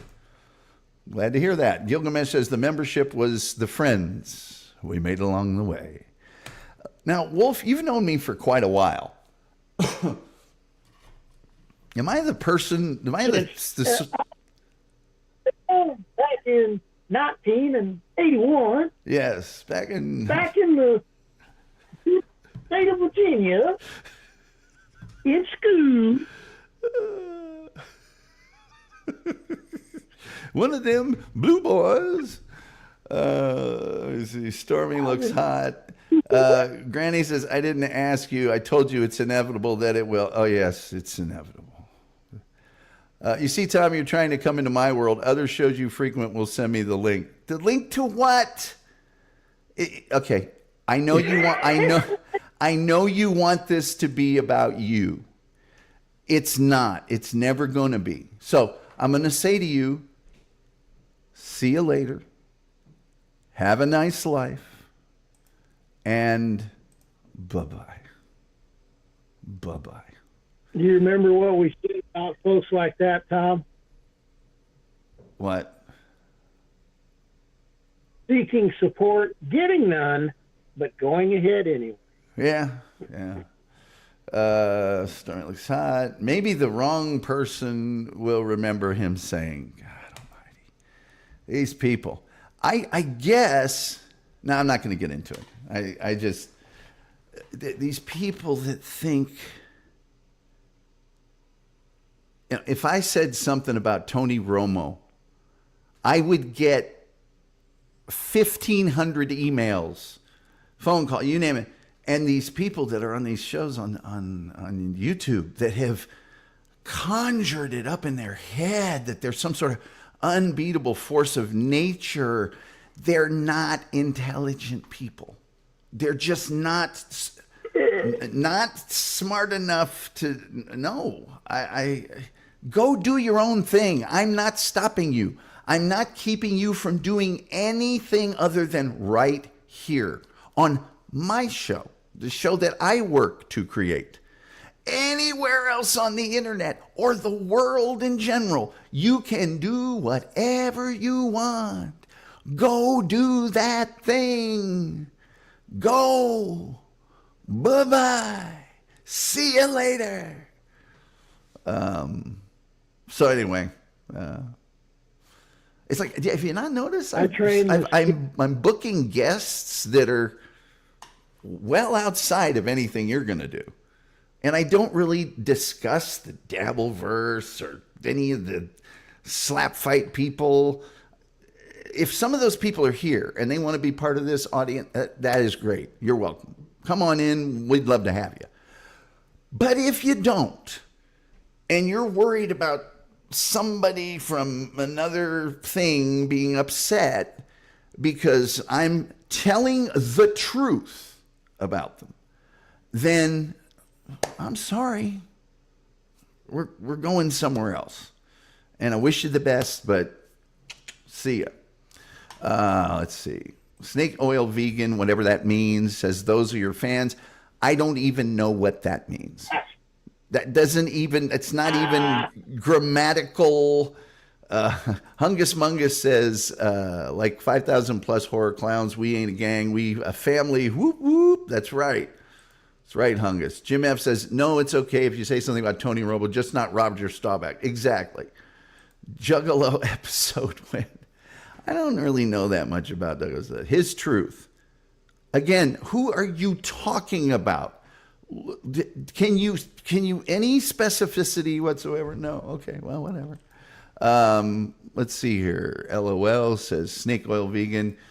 Soviet Goat says sup Stormy. So you like Tom Gulley too, huh? I don't see that. So maybe I ought to be in the YouTube or something. It doesn't appear here on my StreamYard. You better believe. Yes, you better believe. Anyway, what did we used to call it? Was it abuse, Wolf? Was it somebody was abuse? You mean no sense of using the obvious? Yes, no sense of using the obvious. Oh yeah. I was going to tell you that I trained one time, who when he mentioned senior citizen, that brought this story to mind. Okay. Well, this kid's not as tall as, but he ended up being about 6'3". Great looking kid. I mean, had this smoky, sleepy kind of sexy look to him. He became a very high level male model over in Japan. And so he came in and he's 18, really shredded. He was asthmatic. So his mom had been prescribing, she was a doctor and she was prescribing clenbuterol, which makes you drop body fat. And so he was rated in the top 3 kickboxing fighters in California.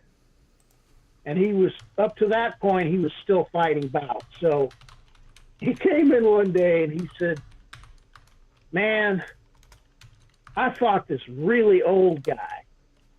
And I said, really old guy? What are you talking about? Oh, man, this guy was old. I didn't even have to really work up a sweat to take him out. So he's saying that he got rid of this guy in about 3 rounds. And I said, well, how old was he? And he said, 25. And I said, I started laughing. I said, he's that old guy and he's only 25? I said, what do you think of me? And he looked at me and he said, you're way bigger than I am and you're way more shredded than I am. Yeah. I got nothing to say about you. And I ended up, he got a contract. I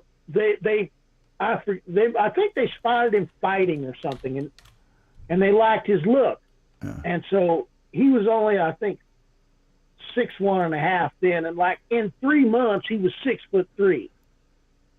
And so he said, Kim, I've got to shoot and I got to look really good for it. So I told him how to train and what to eat to make his muscles really pop. So he, So anyway, a couple of 3 weeks later, he came back to town, and he'd been over in Japan, and he said, "Man," said, "I showed up looking really good. Thanks for helping." And I don't charge people for that because for me it's like 15 minutes of effort. Yeah. And I said, "Oh, I'm glad things went well for you." And he was telling me how he was 6'3" and he was tiny. I said, "Oh, I said, I forgot. Guys that are models are usually 6'7", 6'8", 6. He goes, "Kim, I was the shortest guy on the circuit of models at 6'3". And a lot of girls are almost that tall. Yeah. Some of them are usually 5'8" and up, but over here they're like from 5'6" to about 5'11" or something. But when you travel in Europe and Asian places, they get Russian girls that are like 6 feet tall, And he said, one of the things that he pointed out is he said, you got to come with me. And I said, why would I come with you to some other country? And he said, the women would eat you alive. And I said, yeah, that's why I don't want to go. He claimed that women were desperate because all the men were gay. I said, what? He said, yeah. He says, these beautiful women are desperate for men because all the men that are on the modeling circuit are all gay. I said, I've heard that before. It's the same way with males. I knew a dude that was a really good-looking guy that was a male stripper that kept trying to get me to come up to Hawaii. I said, why in the heck would I want to move to Hawaii where it's $6 for a loaf of bread? He said, Tim, you can move in with us. You'll probably make $2,000 a night. With that body, you'll make $2,000 a night. I know it. And I was like, well, how much does it cost to live there? And he said, well, we're paying about $2,000 a month for an apartment. And I said, exactly. Yeah. Well, so there's going on out there. You know? Snake Oil Vegan says, apparently. Don't really know what that's in reference to, but just apparently.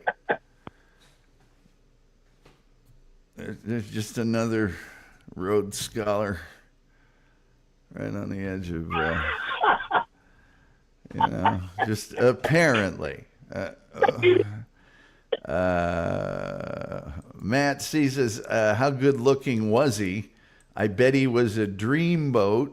Yeah, a lot of people are going to, pile on to you're saying somebody was a good looking guy. And Snake Oil says, and I'm okay with that. Henry Cavill. I'm okay with that. Lodia. Again, hey, Snake Oil, if you could start making sense, that would be awesome.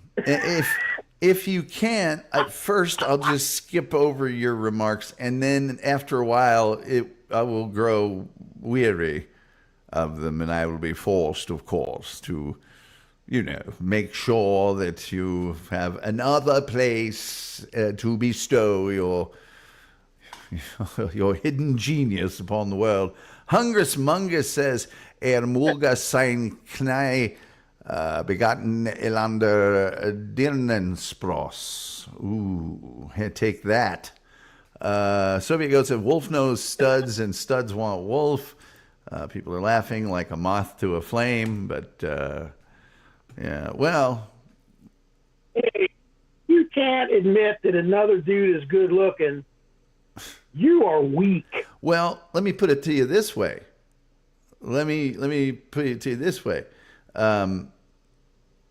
People have no problem at all, and I don't blame them for pointing out my lack of beauty.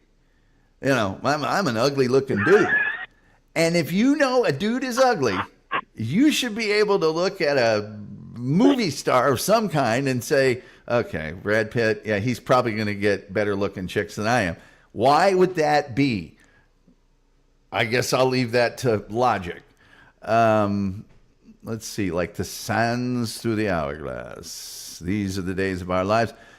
Snake Oil Vegan, who may or may not be Granny, says, I'll try harder. Thanks for the warning. It's not a warning. It's a piece of advice that relates to how we operate here. And we'll be operating here in the future. I don't care about a lot of metrics and things that other people hold very valuable. I'd rather have quality people following and a quality audience than a larger one that's just slap fight people that want to see the lowest common denominator of human behavior and intellect. And that's where we're going. We're getting guests of a certain caliber. We are doing topics and things, and we don't mind having fun, and we don't mind busting a little, good-natured rip, all that stuff. But just to come in and be, I dare you, fight me. Come on, man, just grow up. You know, you picked here to come do that. Why? Please, why? I know of at least one other major non-dabblerverse thing that has no regard for that person and what they're doing. If I made a big deal of it? No, but it's just not welcome here. There's a million places you can go do it. Why are you doing it here? Because it pisses you off that you can't. Why? What is your malfunction? Go do it there. Sylvia goes, it's true. Tell us about some more sexy dudes, Wolf. Well, stick around. Maybe you will. Matt says, my homie likes to wear gray sweatpants and I give him compliments all the time. Hungus says, we're classy. We're classy. I don't even know that we're classy, but we're not doing that thing. We're just not. It has no point. It just doesn't. It's sixth grade at top level is sixth grade. You know, that's. Yeah. Merry Christmas to you, by the way. Merry Christmas. Great Christmas spending of your time. You must be having a warm and absolutely glowing afternoon or evening with your friends and family and loved ones. If you're coming here and starting crap, you really must. I'm going to pull myself away for all this joy and good feelings to go mess with the guy that I allegedly don't care about and don't like in his program. Let me see. Gilgamesh says we're nothing but the finest track suits. There we go. On Christmas, pretty low class. Whatever. I'm the one that is having a show, which these people would have you believe that means that it's par for the course. I got to put up with their nonsense. And I don't. That's just it. I don't. Snake Oil Vegan says, I don't support fart jokes as funny as they sound. Smells net. Thank you for drawing a line in the sand there. I'm sitting on a yacht laughing. Yeah, Hungus builds yachts for a living, okay? That's where we're headed. We're wanting a different level of Jim F says, how did you know I was doing that? We can tell, Jim. It's just we can tell. It's a new filter on YouTube. Let's see. Soviet Goat says, let's just relax, sit back, and think about Matt's friend and his gray sweatpants. That's what we need to do. I want to think about Tommy Cramey. It's sad when you don't have enough, when you're too delusional to admit that somebody's better looking than you. That you're that delusional that you can't look at the difference between the two of you and make that decision. Yeah, it's easy for me. It's really easy for me. It's easy for me too. Yeah, Magilla gorillas, arms so long that they almost touch my knees. Granted, they're 20-something inches, but still, dinky waist and great big massive back and chest and stuff, and size 15 feet. You couldn't get more clownish, but it's good enough to win bodybuilding shows, and that's like a beauty contest for men. Yeah, big men, but still. Well, that's. How I obviously not. There's not a lot going here.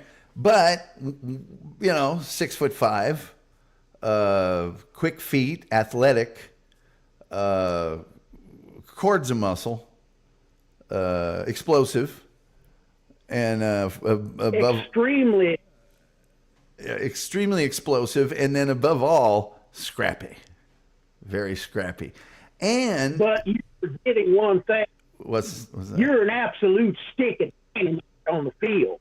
Oh, a stick of dynamite. I really am. And this is more important to me. When I be good, I be Popeye. And they said this on Ball State's campus all the time. And what's the other half of it, Wolf? So you got it backwards. It's Uh-oh. when I be cool, Oh, I be Popeye. But when I be bad, I be Billy the Kid.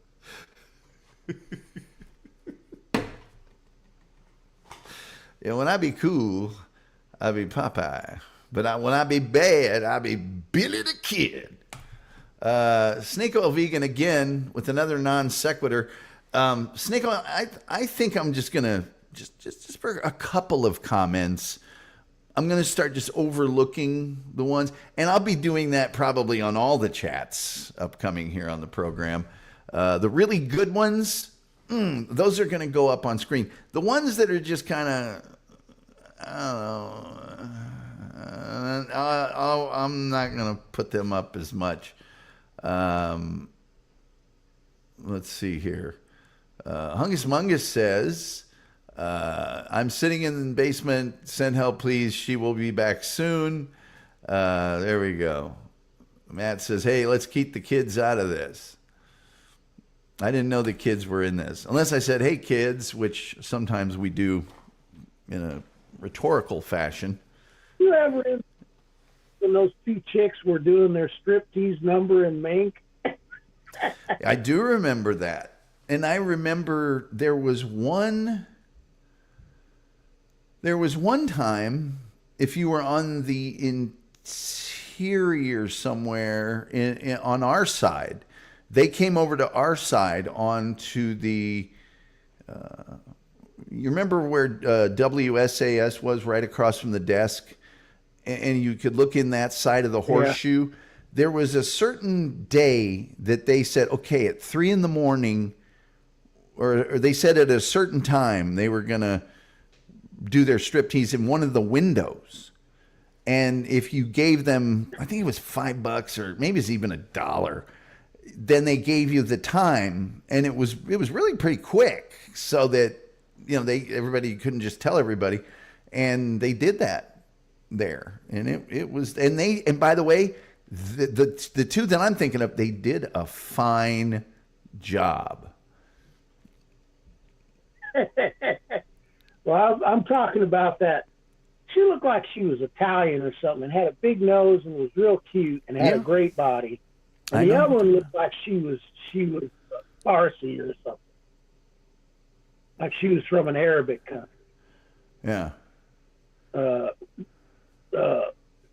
I kept envisioning that one, the kind of blondish one was probably the one that whole sex for grades thing was about.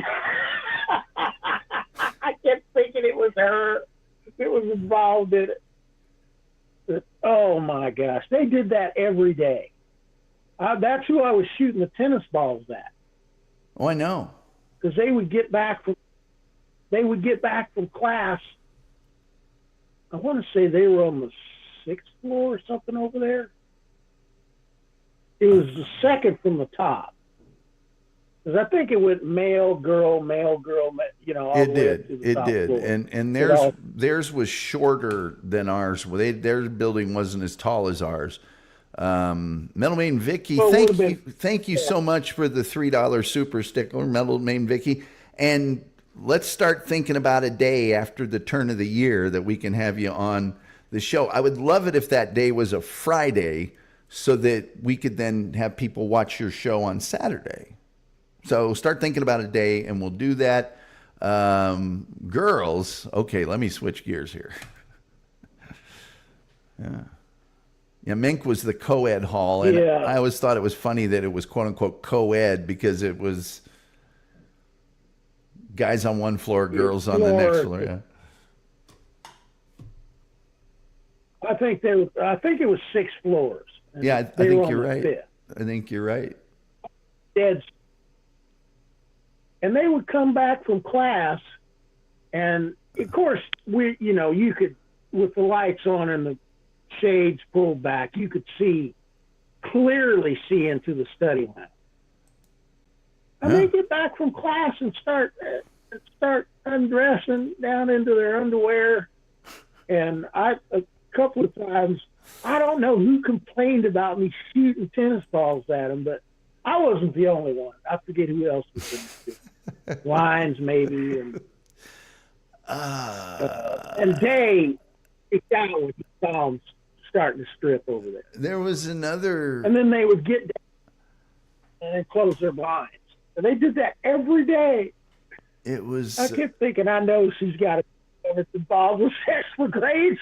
I think Dervenus's roommate had built a launcher.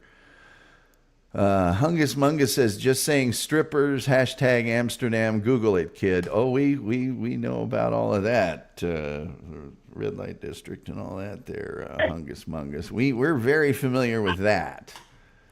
We're very, very familiar with that. So, you know. Oh, yeah. Anyway. That was their little deal with everybody. And I wonder if they were screwing with me because I did all that funny stuff during the time we had dinner and breakfast and lunch and stuff. Yeah, well, you were always quite Trying to vocal. figure out why they were. You were always very vocal about here come all the weirdos from the other hall. And I hate to say it, but they were all weirdos. They were really weird. And I don't mean, I mean like when you establish your new threshold for weird just by going to college, you all of a sudden very few things are weird anymore because everybody's sort of finding themselves and doing different things, especially in the early 80s.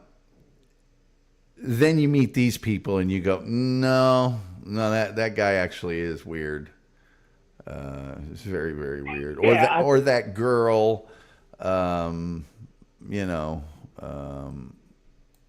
yeah. Well, those two chicks that moved with Lynn eventually, the woman that no matter where I was, she would suddenly be there even after school. After I graduated, what was her name? One was named Roxanne, and I think the other one's name was Susan or something like that. Diana or something crazy like that. Soviet Goat says, let me tell you about hanging out with horny weirdos staring in windows for $1. Well, I didn't do it. I mean, I didn't pay him $1. I just watched the show. I was doing a radio show inside of all of the dormitory complexes at Ball State had their own radio station. And so I was just doing a show, and all of a sudden I look up there and hello. But yeah, I just remember Mitch Mock, and I think Mitch, now he just was on the rugby team. He was next to me, and I had all these girls coming over to my dorm room all the time just from playing soccer there. And he was like, right when he first met me, oh, soccer, and you know how that went over back then. And then after about a month, he was like, hey, buddy, hey, let me ask you a question. What are all these girls doing over? Because he was right next to me. And we had shared the same phone little box so he could hear everything that was going on. And all of a sudden, I wasn't such a pariah for playing soccer. And I said, no, these are chicks that all like soccer. They either went to a school that had a big soccer team, or they, foreign guys they're into, or I don't know what. I don't ask them. They, and he's like, hey, buddy, what's going on, buddy? And wasn't he friends with Bland somehow? I can't remember. But anyway, Bland was friends with a couple of other dudes. Well, I remember you were the one that took me over to the Pink Palace the first time. And I don't remember who those guys were. I think one of the guys was on was that Spider guy that was on the volleyball team that I ended up knowing after college. That was kind of a tool. Soviet Goat, what about the places that had to button to open a buddy booth? They had the button to open a buddy booth. I don't know what that is. So as long as you guys know, that's the important thing. That's the important thing. Those two girls, one of them was short and kind of thick, but had gargantuan, Yeah. The other one was really tall and had gargantuan, Yeah, I know. And I had them both in my Spanish classes. And one time, I I came back from football practice, and I don't remember what they said to me, but I think it was Roxanne that said something. And I tossed my scrambled eggs and hit her in the chest, and it went down to her top. And it started a food fight. And Ludek yelled, food fight, and then, oh my gosh, food everywhere. Everybody was involved. I finally just said, I'm too tired for this. I got to bail. I went on for like 20 minutes, and that place was a gigantic mess. I thought, man, I guess I better not do that again. I started a food fight in the cafeteria. Well, and it was because I never put up with any stuff from any of those girls. Somebody that looks like that, that would be trying to hit on them and do a bunch of stuff. Even that, I think I was with Lyons and Day, and we went to this party.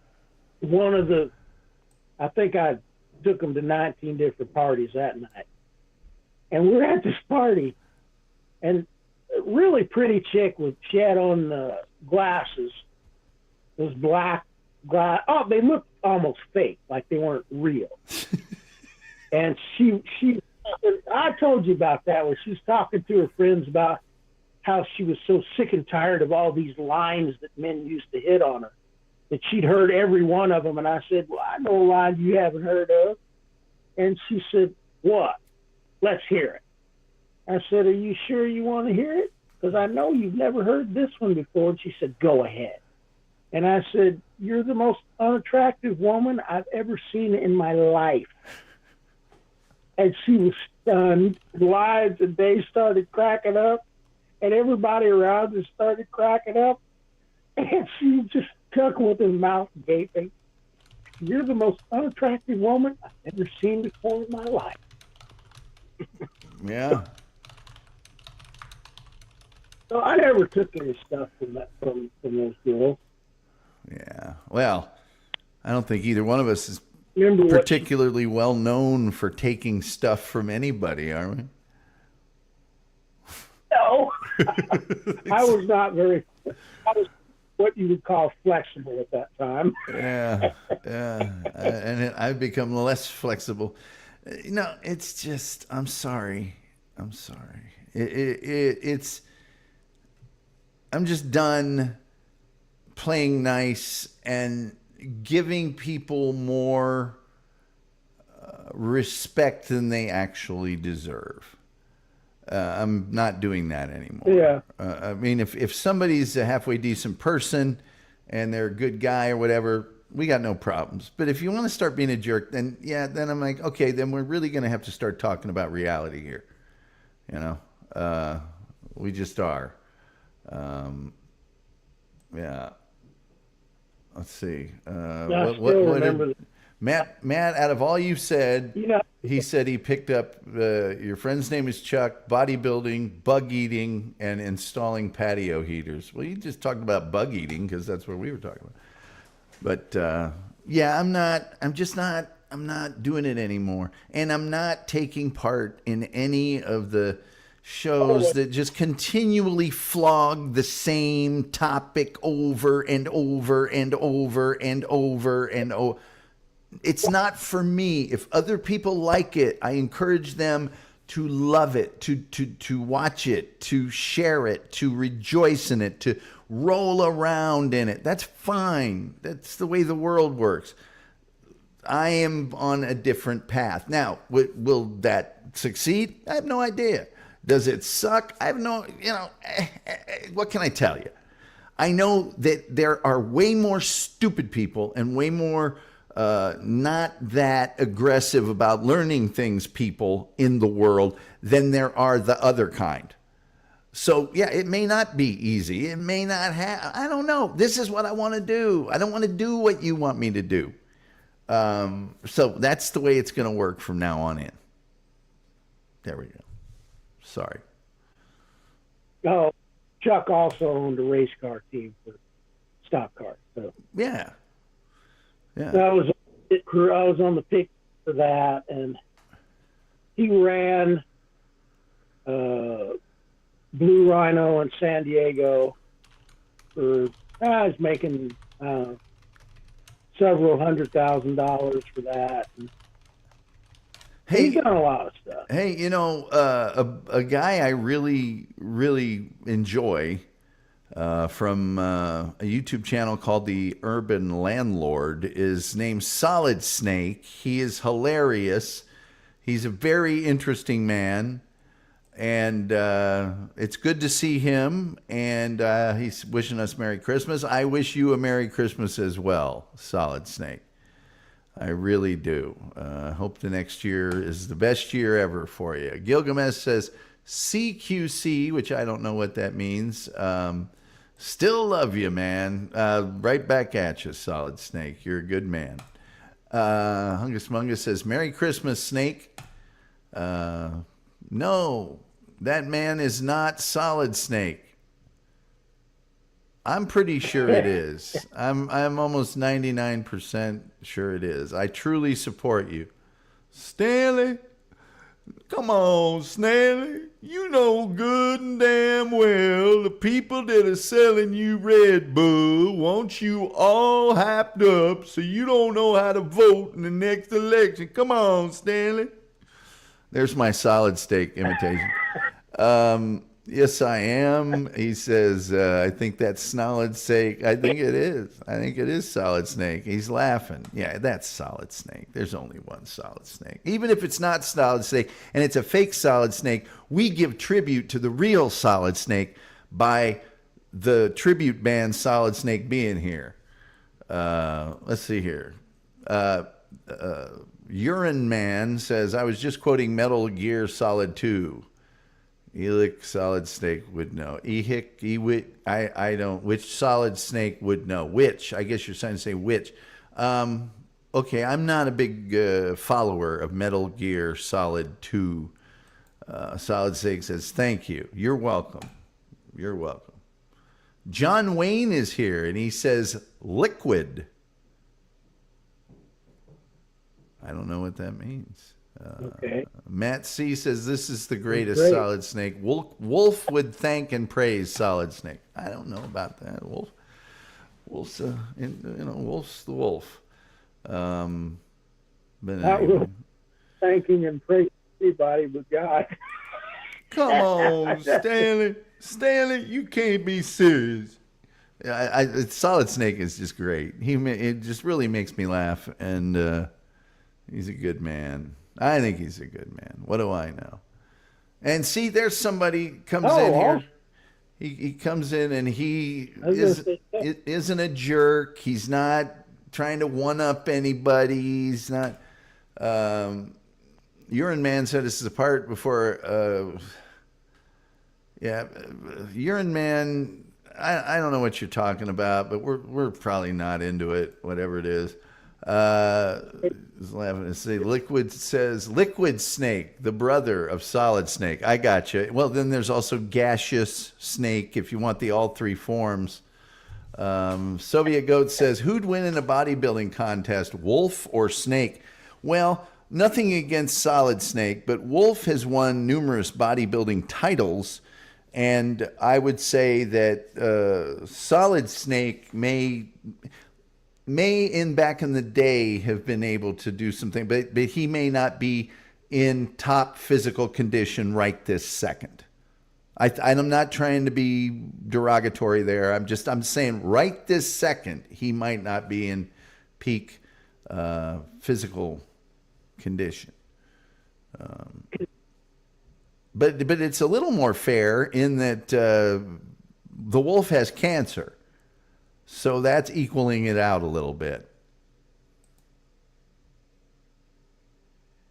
Yeah, I still have from that stuff that they couldn't pull out of me. I still have stuff around my lower abs. I have stuff in my joints on between my elbows and my bicep. I still have stuff. My delts are finally starting to loosen up the way they're supposed to be now, but I had some real problems with that, and I still have partial numbness and in my left arm that was completely paralyzed, and I still can't bend my fingers all the way. So I have some issues because of the cancer. You're going to get past all that. I know you are. Let's see. Solid Snake says, I'm still struggling trying. Well, you're doing fine. Hungus Mungus says, oh, it's more Metal Gear. Metal Gear Solid killing with a cardboard box. I don't know what that means. Metal Maiden Vicky, another $5 super sticker. Thank you so much, Metal Maiden Vicky. And if you guys, and I'll remind you again on Friday, but Metal Maiden Vicky's Metal Euphoria, 5 hours of just incredible music and incredible interviews that nobody does, not Nina Blackwood, not Martha Quinn, nobody does a rock and roll interview like Metal Maiden Vicky. And I'm sure she still has,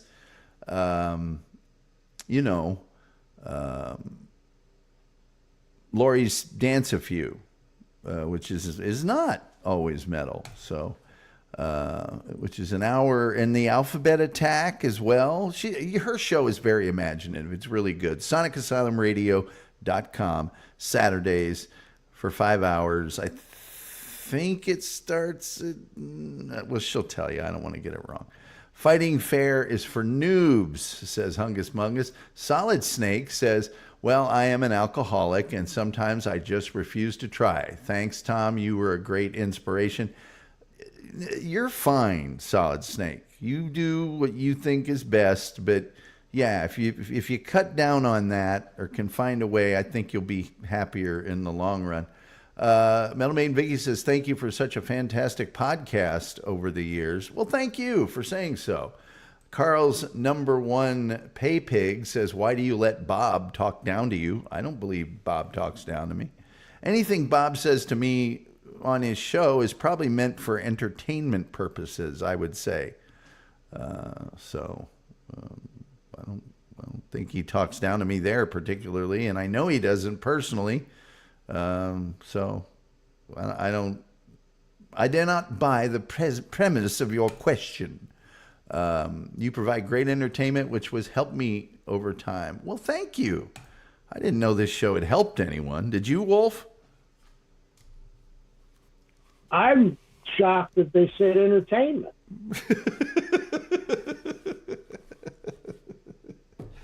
Yeah, I was like, are you sure you're listening to my show? Hunga says, like in the glorious couch days. Oh, yes. I don't. And yeah, sometimes I'll watch a person's show, and I'll say, if I don't think they're doing a good job, I'll say, I just wished I could come down there and show you how to do it. Suddenly, from nowhere, a drill with an orange cord appears and starts being swung about your head like a lasso.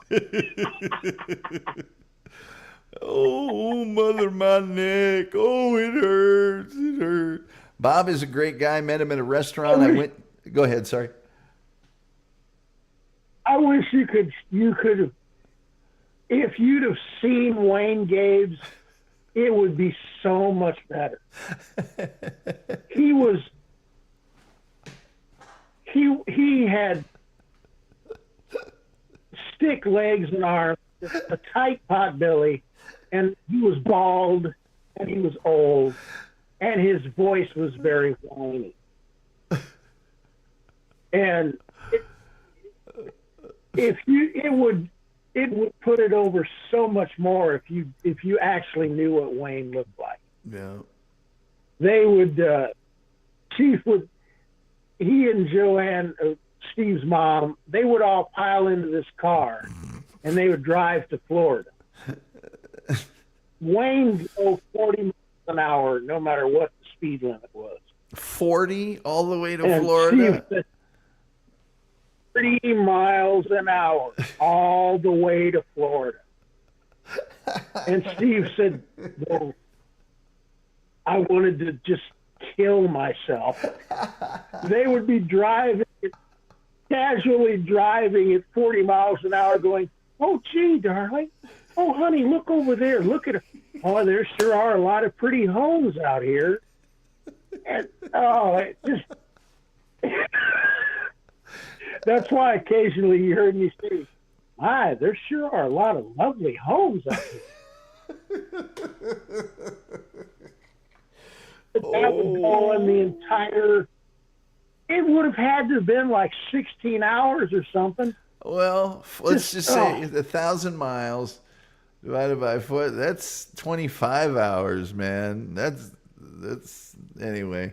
Bob is a great guy. Met him at a restaurant. I went with my wife. I bought him and his wife's meal for the night. Well, that was very nice of you, Matt. And Bob's the kind of guy that you do that. Middleman Vicky says, between you and the chat room, well, it's classy entertainment. What can I say? It's classy. Everything we do here is classy. Whoops. Except the can tipping over. My pinky sticks out when I drink it's classy. And Metal Maiden Vicky, I got to tell you, I think a lot of the people that follow this show are not going to be real happy with me coming up here. And it makes me sad, but we're going in a direction that's different than a lot of the other shows that I appear on and do things with. And it's just, that's the way it's going to go. This is not my main source of income.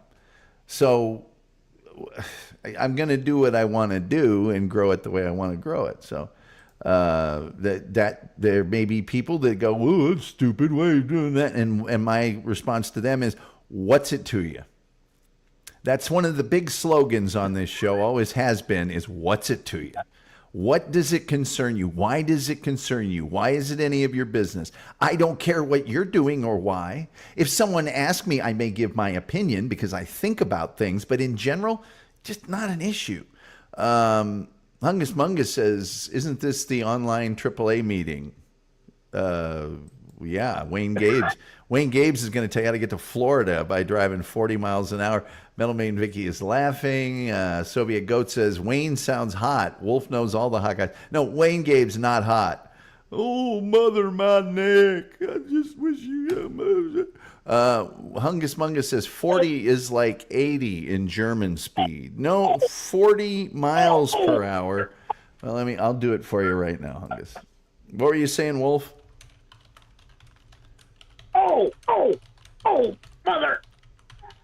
Mother, my neck. My neck. 40. Well, Wayne, just wait a minute. Oh, gosh. If only. if you could own. Well, you've seen pictures of Chief. I've seen the Chief. Oh, picture of Chief. Yes. I've seen the Chief one time. Worse than that. Worse. And the Chief is pretty bad. And the picture that I have of him is seriously bad. Remember I showed it on here and people recoiled in horror. Solid Snake says, it was very nice to meet you, Tom. Solid Snake, it was great to meet you, know you. You are a wonderful man. Don't let anybody tell you different. You got your own personality, and you're very entertaining, and you knowledgeable fella. So you're a good guy, Solid Snake. There's another guy that's on that channel you're on that lives in Alaska that I wouldn't wipe my rear end with, but you are awesome. Hungus Mungus says 40 is like 80 in German speed. 40 is actually 64 kilometers per hour over there in Germany. If du bist fahren auf die Straße. Anyway, Hungus Mungus says, dude, we go 200 mile an hour PS on our Autobahn. Speed limits, I know. It's very fast on the Autobahn. Metal Main Vicky says, I'm not really familiar with those other shows. And good for you, Metal Main Vicky, nor should you be. Don't die on Tom's live, says Hungus Mungus. Yeah, don't do that. I don't want people to die on mine. Metal Main V says, although I did sign up for Rumpeld's channel because I want to start watching Columbo from the very first episode. Plus, Peter Falk is from the town that I grew up in, which is pretty cool. Yeah, Metal Main Vicky, you will love watching those early Columbo episodes. I think on Hulu for free or Tubi, one of the free channels. We've said it on this show a million times. I just keep forgetting. Tubi, is it Tubi? I don't know. It's one of them. And if you watch... It's not free. Okay. You watch one, and then you listen to the Rumpled episode. And I think he's up to 14 or 15 now. So, yeah, do that. I'm into the third season of the FBI. And most of you are thinking, well, you did a show on the FBI like 10 days ago. Well, you should be further along than that. You have to realize there's 30 episodes every season. So, Solid Snake says, 12th man's okay. No, he's not. No, he's not. He's not. No, not for me. Not for me. For other people, fine. But I can't justify that. I can't endorse that. I believe his parents had a store on Main Street. Oh, the Falks, the Peter Falks. Wow. 40 miles an hour, Wolf. All the way to Florida. Yes. All the way from Greencastle, Indiana to Florida. What car were they driving? What kind of car? Because I have to imagine, didn't Wayne own an appliance store or something? I have to imagine they'd have a nice car. Oh, he owned a Chrysler dealership. Oh. Steve, we used to drive around a very curvish 1964 Belvedere with push-button transmission. Oh, man. Oh, man. Oh, Metal Maiden Vicky says... go ahead, Wolf. No, go ahead and read what you said. Oh, Metal Maiden Vicky says, I've been watching Dark Shadows on Tubi for a while now, but it's awesome. Oh, my God. I could watch Dark Shadows forever. I love Dark Shadows. That show every day when I was a kid. I was a kid. Yeah.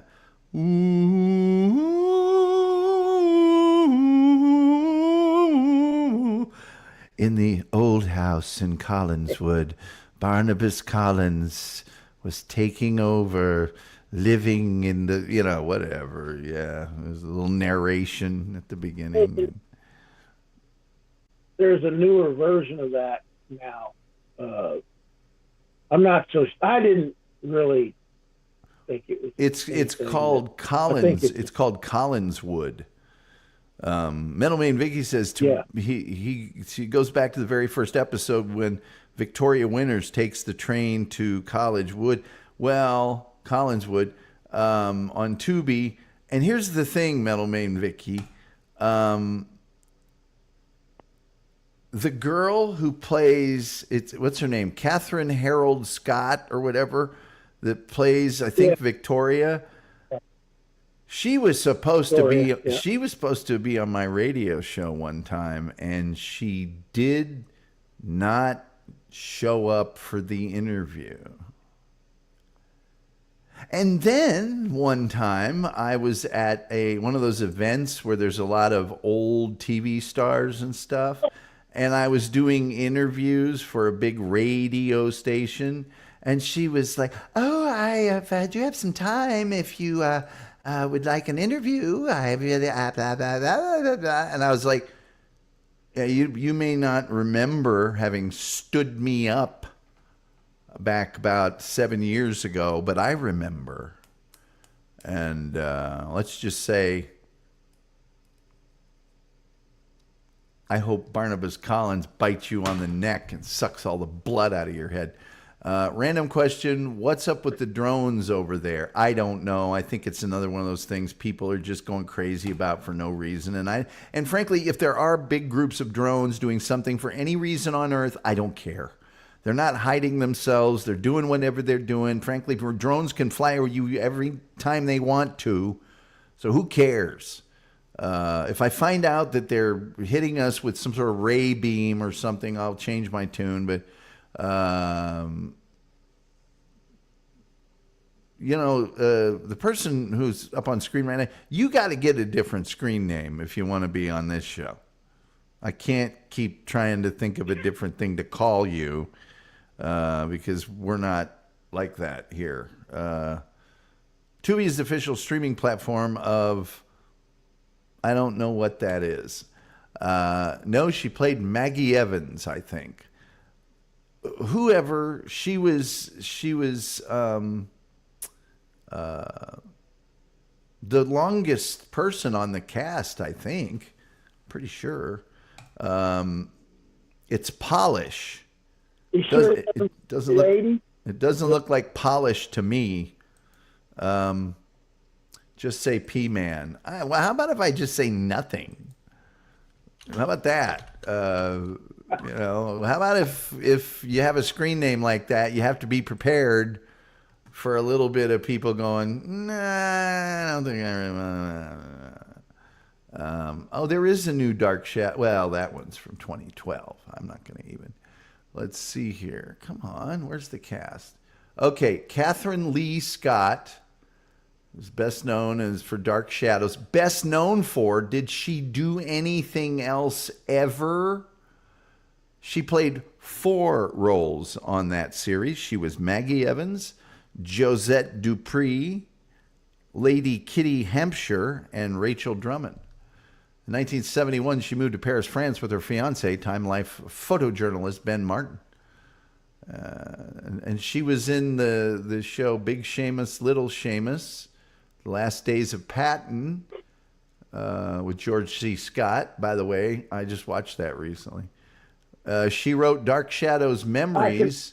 She wrote Dark Shadows Memories to coincide with the 20th anniversary and the Dark Shadows Companion as a 25th anniversary tribute. And one of those was one of those two was the thing that I was having her on to promote. So there. But she wasn't in a lot of stuff if you look at her whole thing. What were you saying, Wolf? I don't remember hearing anything really good about her. Well, Polish. Polish. It looks like Polish to me. It's pronounced, I don't care how it's pronounced. I could just always call you handsome. Just as long as I don't call you late for dinner. You know who I could really tell, and I think I have before, is Yvonne Craig from the Batman. She played Batgirl.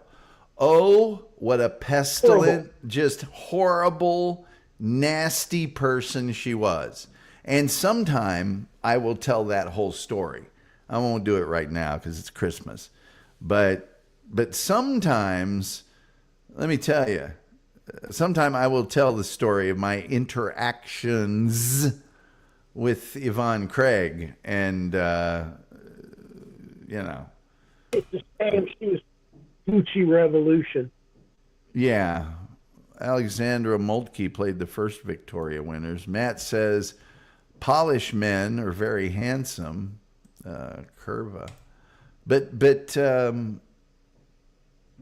yeah, she thought she was, and this is in 1995. It's like, sweetheart, your heyday was 30 years ago, and I'm doing you a favor, and me a favor, because you're a pop culture icon, having you on my show. But if you're going to yell and scream at the people that work for me, you're not going to be on the show. Oh, diva. Yeah. And then it was like 10 years later, she started some more nonsense on a show that I didn't book, my producer booked. And I found out about it and went, okay, well, she probably doesn't remember me. But, and on that one, she actually got on the air and started some of her diva nonsense. And I just went, it was literally 45 seconds into the interview. And I went, hey, I'm sure you're very busy. It's a busy world. Thank you for being here. And she's like, well, wait, I wanted to talk about that. And I said, yeah, but I can take pretty much anything. But one thing I can't take is somebody that just wants to be rude and obstinate. And so this isn't my first rodeo with you. In case you don't remember, you pulled some nonsense, and she was like, "Oh, well, I was at click." Let's see. Meadowayne Vicky says, "Yeah, that sucks to hear about that experience you had with her because I love her characters on the show. I'm up to about episode 715 or something like that." In her case, I can kind of cut her some slack. If she was doing a big book tour, it could have been her producer. It's not her producer, her publisher. Could have been a lot of things. If she's got a lot going on, she's doing a national thing, whatever, blah, blah, blah. Maybe somebody ran over. Nobody from the publisher wanted to tell me, hey, we got to rebook, reschedule. I don't know. I can kind of cut her some slack because I really didn't have any serious personal interaction with her. Yvonne Craig, not the case. And one day I will tell the story that UK Horror Story wants me to desperately tell regarding a very famous special effects person in Hollywood for many, many, many, many years that I think I still have audio from, and I think, but it's on one of those old digital answering machines that you had in your house, and I know I have all the emails that guy sent me, and that will be but I'm going to wait till he's dead. In the spirit of Christmas. Let me see. Hungus says, Polish people can drink and are loyal as hell. Great people. Well, I know that When she said the arsenal. Polish is that like the kind of dough that they make? I guess. Out of? The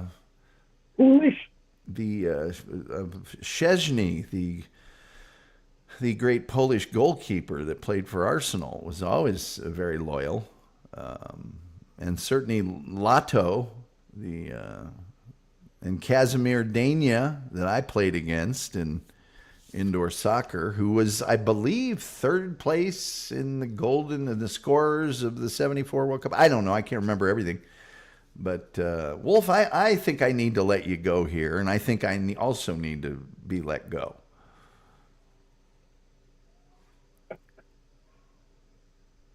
Well, all I can say is that I remember the days.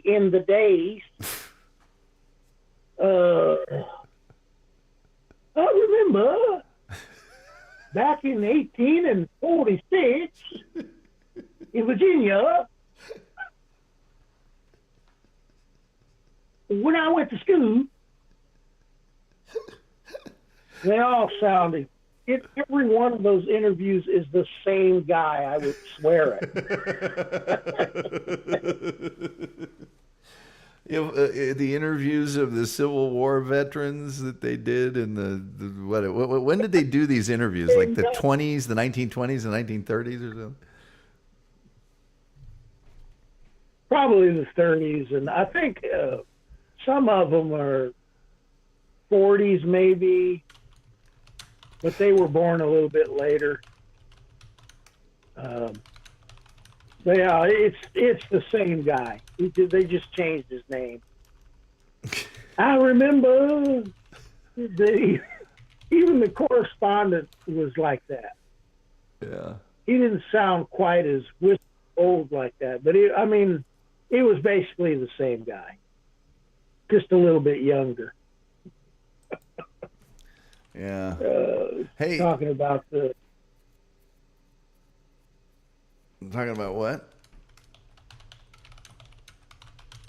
he was talking about the gunfighters and all that kind of crap. Oh yeah. You know, there just wasn't a whole lot of that going on. People, they lied so much in those dime store novel things that it was ridiculous. There were no people facing each other off and all that dumb stuff. They bushwhacked you, snuck, waited till you were asleep in the hotel and then snuck in the window to shoot you or something. There was you remember the guy that they called a view head or window head or something? A guy had something against him, probably another drunken fight, and shot him in the head through the bedroom window in the hotel, and part of his skull was missing, so you could see his brain, and he covered it up with a hat, and he never died from infection. Oh God. What is that story? I think I remember it. Remember me doing the show on Phineas Gage? The guy that had the railroad tamping thing down where they used to, blast through rock to make railroad tracks. And he was tamping it down and the thing went off and it made that steel rod go through his jaw, up through his skull, into his brain and was stuck there. Yeah. I did a whole show on that. By the way, Soviet Goat says, tell Chuck I said what's up. I don't know what that's all about. But anyway. Yeah. Wow. I didn't know about window head or door head or something like that. View head or window head or something was his nickname, because when he took his hat off, you could see his brain.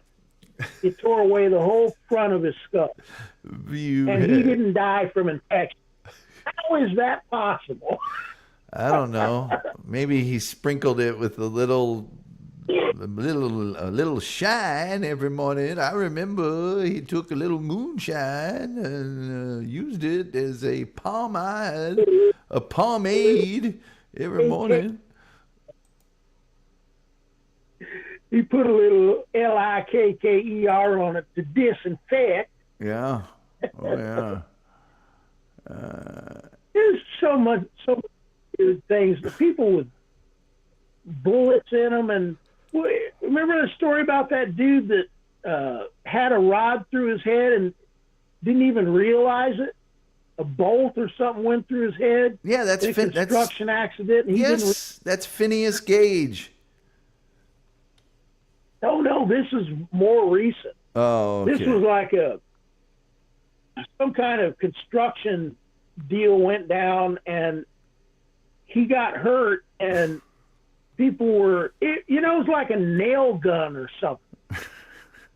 And it went through, it was lodged in his head, and he didn't, well, they say your brain can't feel any pain.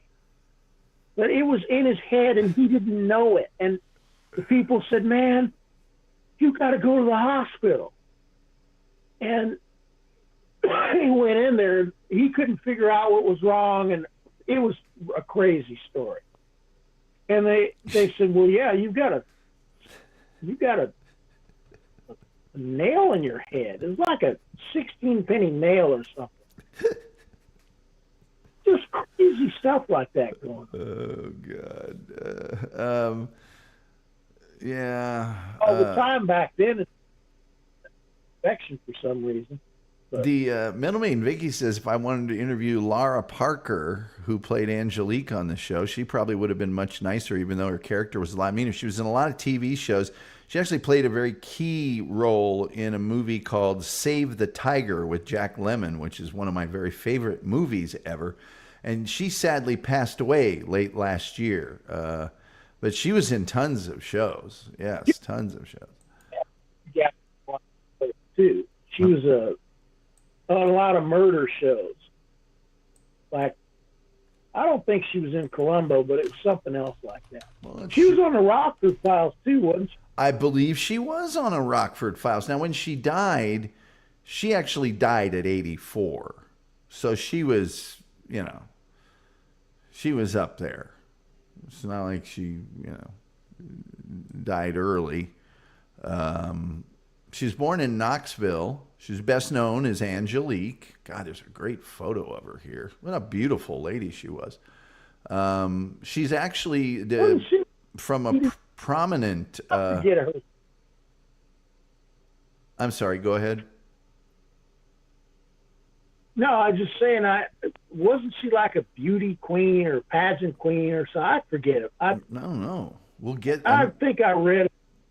I'll tell you here. I'll tell you in a second. Years. Now, her real name was Mary Lamar Rickey, and she was the descendant. She was the great granddaughter of Lucius Quintus Cincinnatus Lamar II, and the third great granddaughter of Augustus Baldwin Longstreet. She went to Vassar. Oh, and then beautiful Southern stock. Oh, she was the flower of Southern womanhood. And she got a master. Go ahead. Sorry, we got a delay, but go ahead. She was a flower of the South. Oh yes, from the cradle of the South. She had a Master of Arts from University of Iowa, speech and drama. She played the role of Laura Banner in the opening sequence of the pilot for the TV series The Incredible Hulk. She was in an episode of Kolchak, The Night Stalker. She was on Emergency. She was on Kung Fu. She was on $6 Million Man, Policewoman, Kojak, Alice, Quincy. And it was murder, Sam. It was murder. Hawaii Five-O, The Rockford Files. Yes. Highway to Heaven, Switch, Beretta, Galactica 1980. She was on Capital and One Life to Live. And she reprised her roles from Dark Shadows in Night of Dark Shadows and House of Dark Shadows. She was in the Brian De Palma movie Hi Mom, but her best film role, as I said, came from Save the Tiger with Jack Lemmon, and she was Peter Fonda's wife in Race with the Devil. She did a bunch of work on Broadway. She published a novel called Angelique's Descent, which, basically she did a whole bunch of books that were Dark Shadows books that were fiction. She voiced a bunch of Dark Shadows audio dramas, and she taught a bunch of acting and got a Master's of Fine Art in writing. She married an artist and successful record producer, and had a bunch of successful kids. And then October 12th, 2023, following a battle with cancer, she died in her sleep at the age of 84. So, or as I would say, she died of being 84.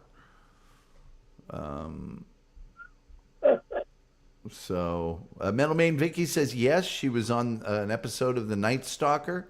She had quite a name. Hungus says, 4:30 a.m. Need to go. Hell of a show, Tom and crew. Much love from Germany. Thank you for being here, Hungus, or Sven, or whatever you want to be called. Good night, Wolf, says Scott LaRock. Good night to you, Scott. Always nice to see you.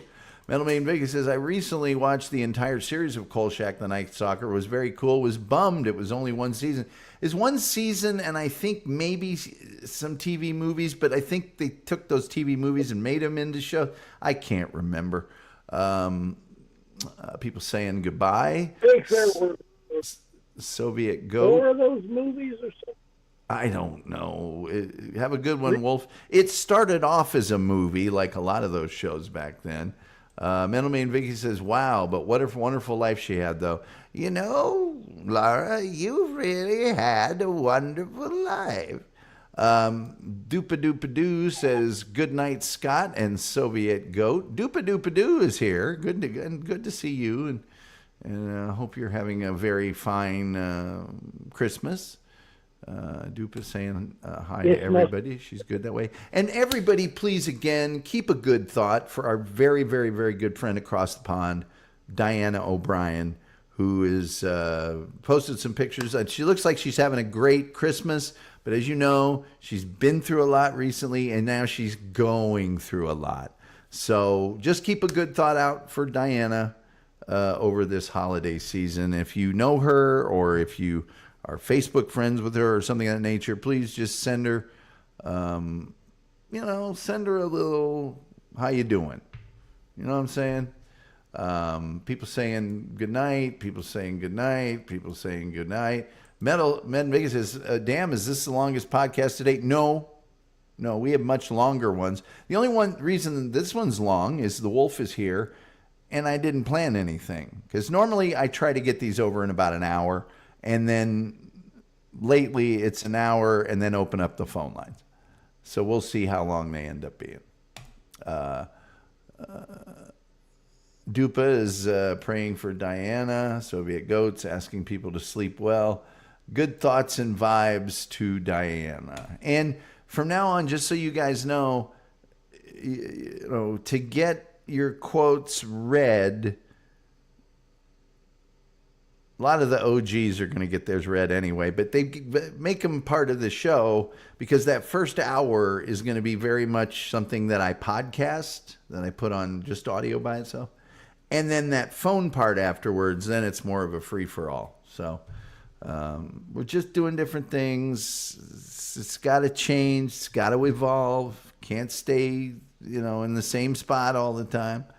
So that's where we're going. We're still going to have fun. You guys can still tell me what topics you want me to cover. Look at all the topics I got here. Look at all of that. And I've got more, by the way. I had to start a second piece of paper, not nearly as legibly printed. What do you think about that, Wolf?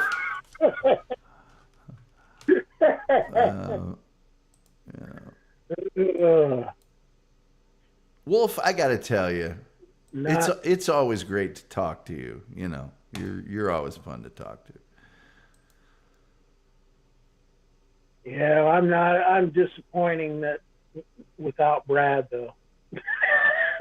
Well, maybe one day we'll bring Brad back into the fold. Metal Bean V says, well, thanks to you and everyone for Christmas Eve with fun and good company. It's actually Christmas, but isn't it Christmas? I think it's Christmas. No, it is. Yes, it is. Dupa says, Vicky, you rock. Metal Main Vicky does rock, by the way. She really does rock. And we will be having her on the show very soon. Yeah, you what was the nature of your last message for Brad? Was it like, hey man, just kind of, no foul, no blood. What's going on? I just said, hey, it's your Ball State roommate. I'd like to hear from you. And I said, Gulley will definitely like to hear from you.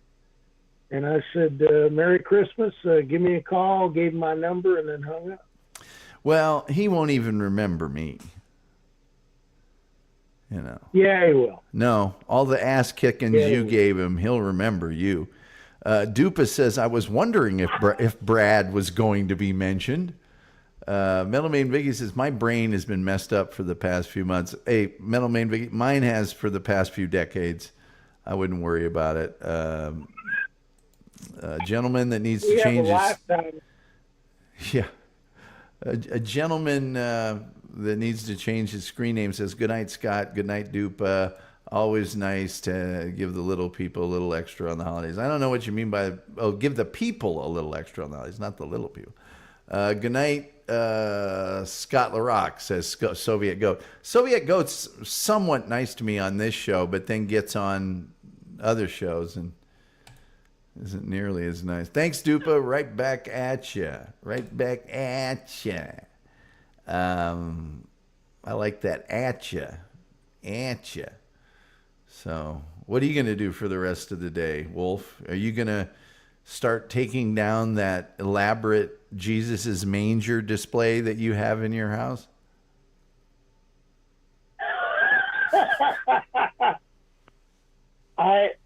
Actually, I have that table ready to take down so I can get to my computer. Yeah. Have everything stripped. Brad will not remember me at all. He will remember you because, I mean, I remember being there and I would show up. Oh my gosh, did we lose the wolf? I think we lose the wolf. Did we lose the wolf?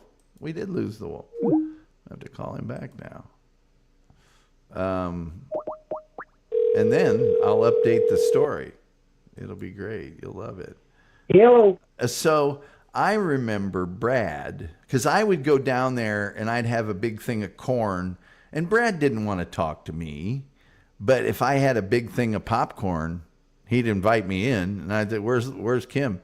Oh, he went to work out. He ought to be back in about half an hour. Well, I got all this popcorn here. If you want some, yeah, come on in. And we'd watch. What are you watching? It's be like Channel 49. It'd be Channel 49. It's a show about chinch bugs or something. I don't know. So we'd start watching TV. Then you'd come back, take your shower. And sometimes you take your shower before you even came back in the room, and then you'd be, crash on the bed. Just walk over and just turn and just fall on the bed. Yeah. And then little by little, it would be talking about wrestling. And then he had waited that whole time and strengthened himself with my popcorn in order to be able to attack you. And you would be laughing so hard. You'd be like, no, I'm too tired. I can't. And then he'd start trying to do stuff. And then you would just tie him into a pretzel and put his face down on the floor and go, are you done? Are you done? You sure? Because I don't want to lay down there again. And every now and then he'd pop back up and get froggy again. But usually not. Usually not. And oh, by the way, and sitting in that crappy vinyl chair that Ball State gave you would be me laughing so hard I was crying. I couldn't even. Soviet Goat says, not true, Tom. I changed my waves on Bob's show and I support you now. I'm pro Tom Gulley now, if you say so. It doesn't matter. If you are, thank you. If you're not, I'm okay with that too. Scott Rock, we tell everyone to watch Tom Gulley. Well, it's really working, Scott, as you can see by the throng of people in the room. Maybe don't tell so many people. Then we'll get more viewers. I don't know. Metalman Vicky says, at first I pictured a bowl full of niblet corn and not popcorn, and I just found that amusing that you would visit somebody with a whole bucket of niblet with Green Giant niblet popcorn. That would be funny, actually. Soviet Goat says, good night, Scott. Metalman Vicky says, but I suppose niblet corn would be better than cream corn. Yeah. And better still, the popcorn that we always just called it corn for some reason, kids in college or whatever. Good night, Go. People saying good night. It's the beginning of the turn. Yes, it's the beginning of what is the turn? Nobody's going to turn to this show. I don't even know what I'm going to oh, yes, I'm doing overrated, underrated tomorrow. But I don't know what's happening Friday. I don't know the members show on Saturday, which kind of sucks because I had this show booked out for almost 2 weeks. And I just haven't reloaded yet. Soviet Goat has been defending your honor all over the place, even when RFL bullies you. Yeah, he doesn't bully me. Trust me, that guy. None of them bully me. They're only mildly annoying, and the only reason they're mildly annoying is because in the interest of being nice on other people's show, I haven't said anything. That's over with. And if I'm not on those shows anymore for that reason, I can handle that. See, because I don't tell anybody what they should do on their show. Ever.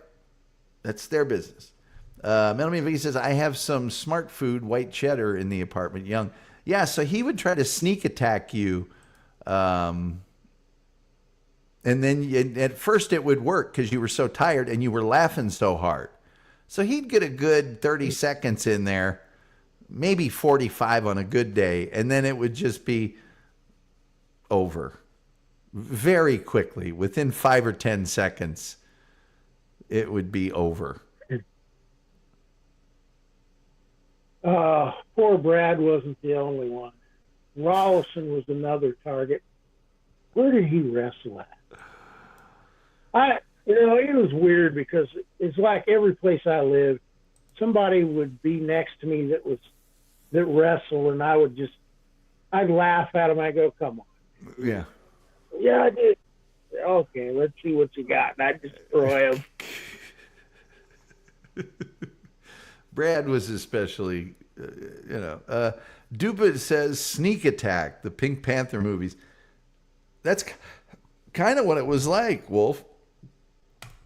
He was. Yeah, well, I set it up too. I go, "Oh man, I really had a hard workout today." And he go, "Really?" I said, "Yeah, I'm really sore. I can hardly move." And he go, "Oh, that sounds terrible." And then he'd attack me, and I'd destroy him. Oh God! Middle-aged Vicky says, "I love the Pink Panther movies. Haven't seen one in a long time, but you did really rope-a-dope him into it. You lured him into it by you'd go back on the bed, put your arm over your eyes, and go, oh God, I think I overdid it on my arms today. Oh God, I can't even lift him up to change the channel.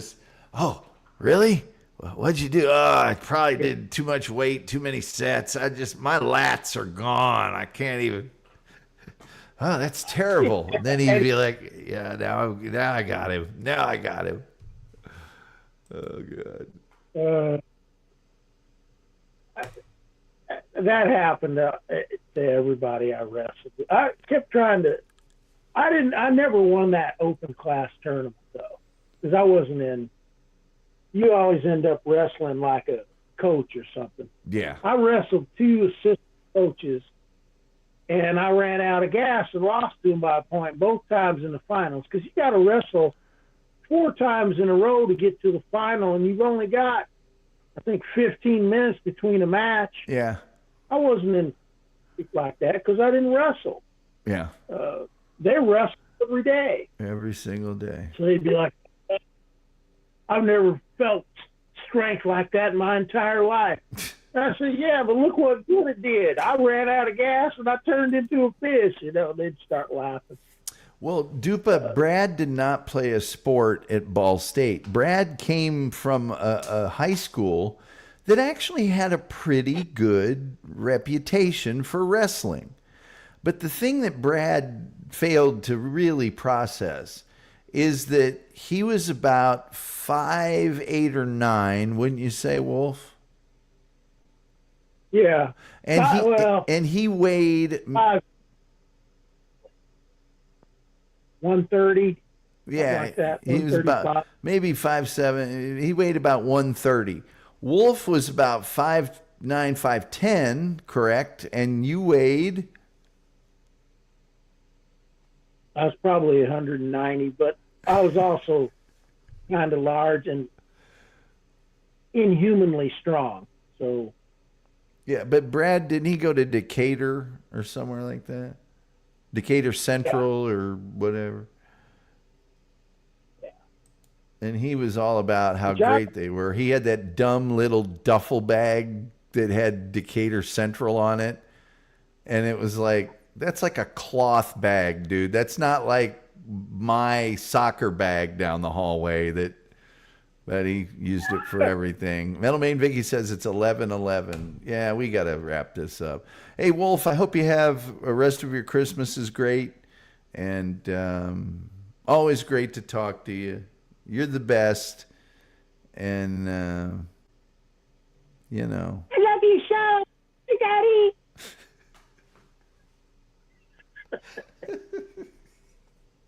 Bye-bye. We'll see you later, man. Thanks for being on.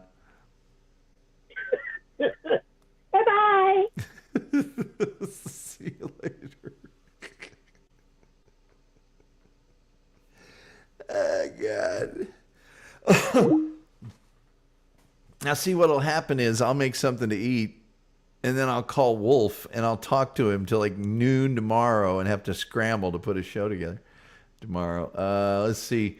Metal Man Vicky says, Dupa, I bet they do because Peter Sellers was such a comedic actor, genius comedic actor, but dialogue and stiff stuff like that, maybe not. No, maybe not.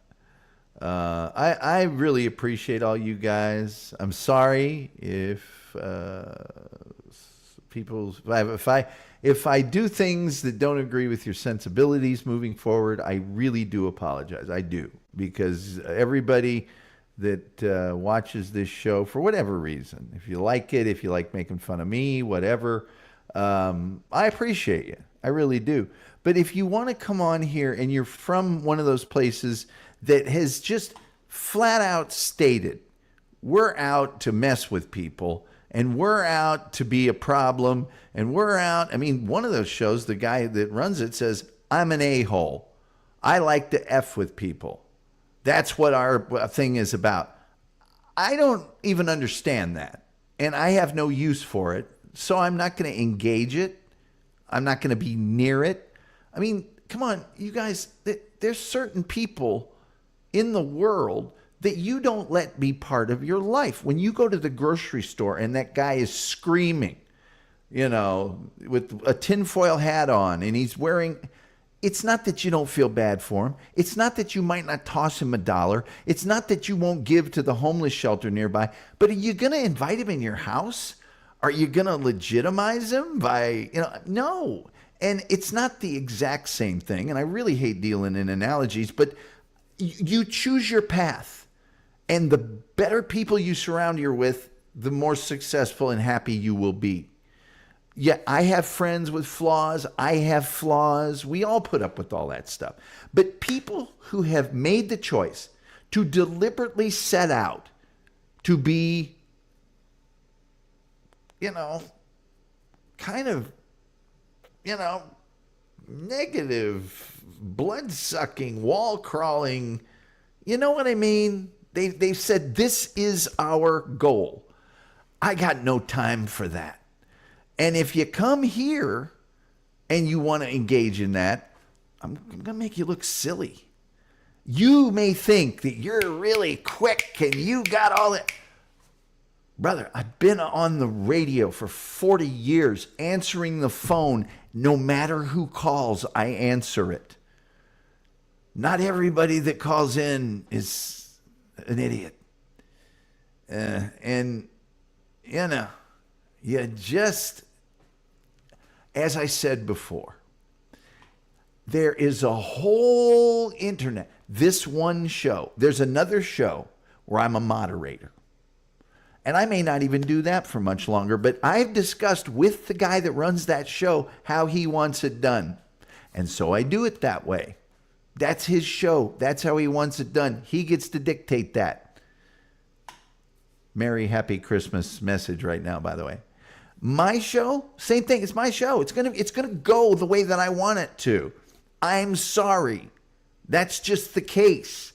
Now, other than this one program, do you know that there are something like 500,000 minutes, or let me just get the actual figure because it's staggering. Let's see.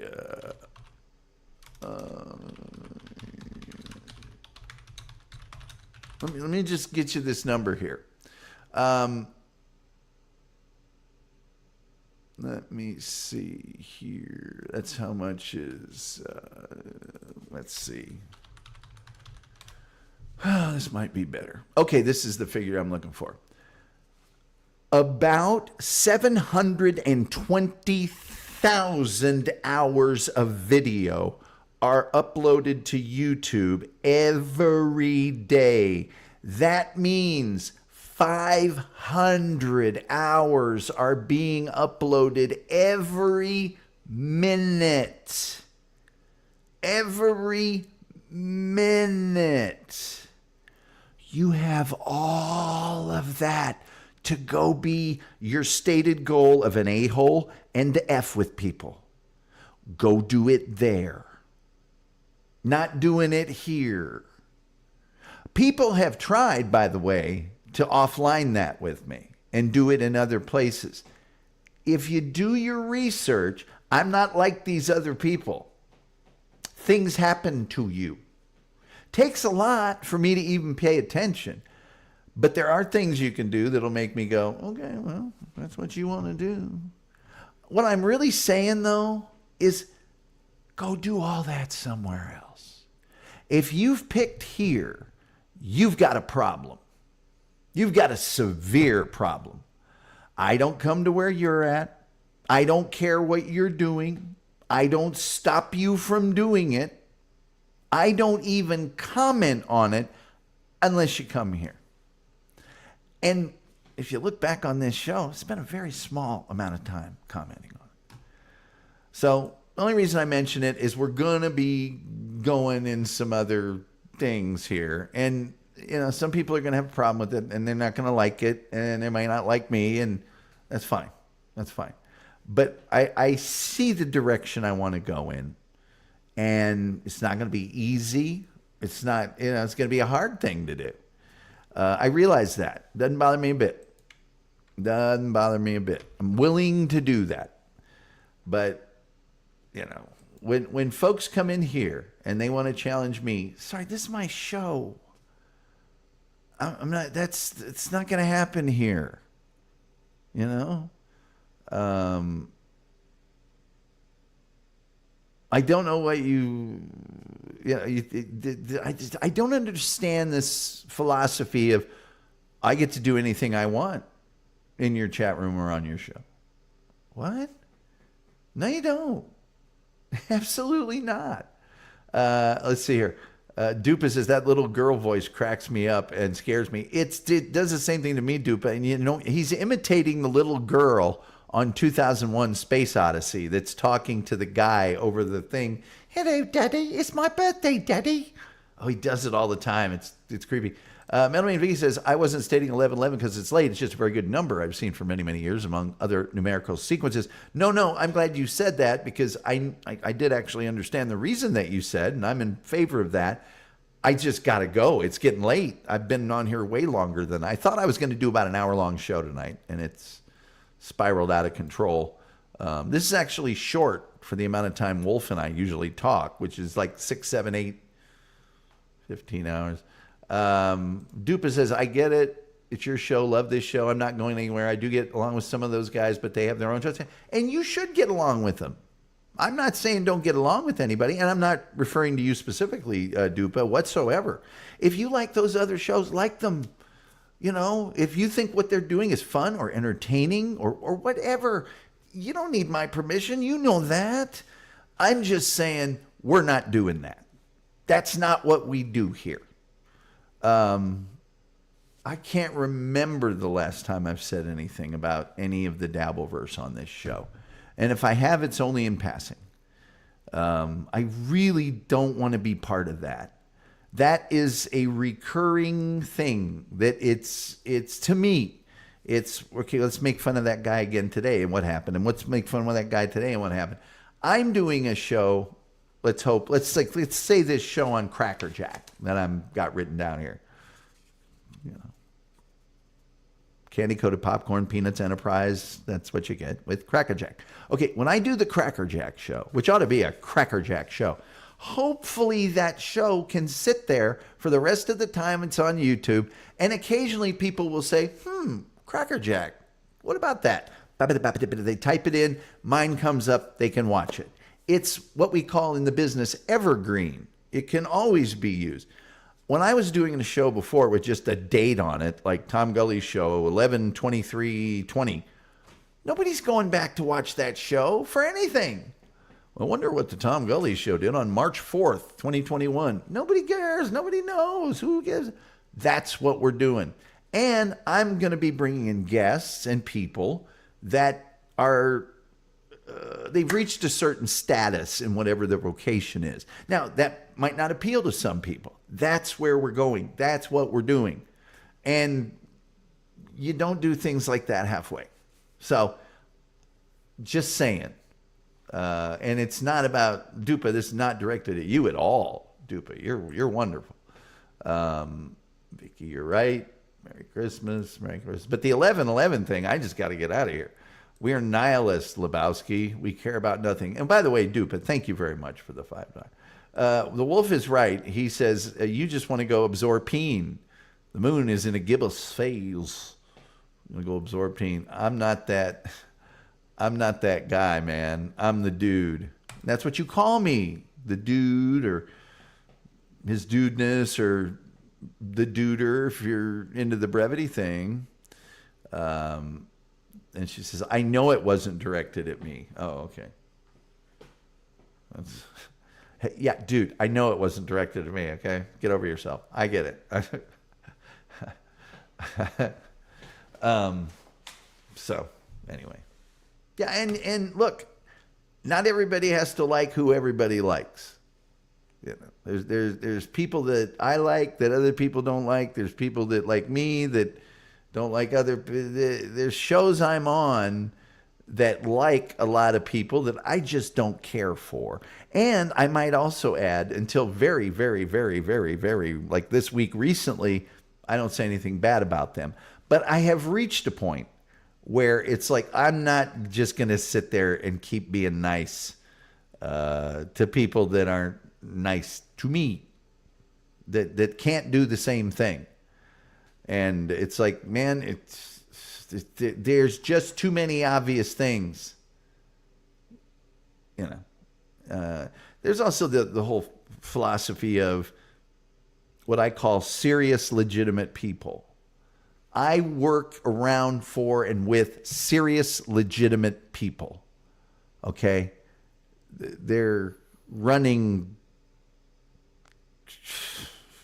billion-dollar companies. They're part of running a billion-dollar company. They're the Cartoon Network, you think there aren't serious, legitimate people there? Yes, that's all they have there.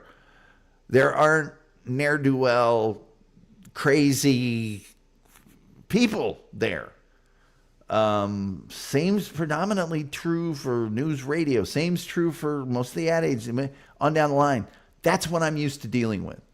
And there are people who are not serious, legitimate people who might thrive in very small pockets of the YouTube. Frankie McDonald, look him up. He is killing us all.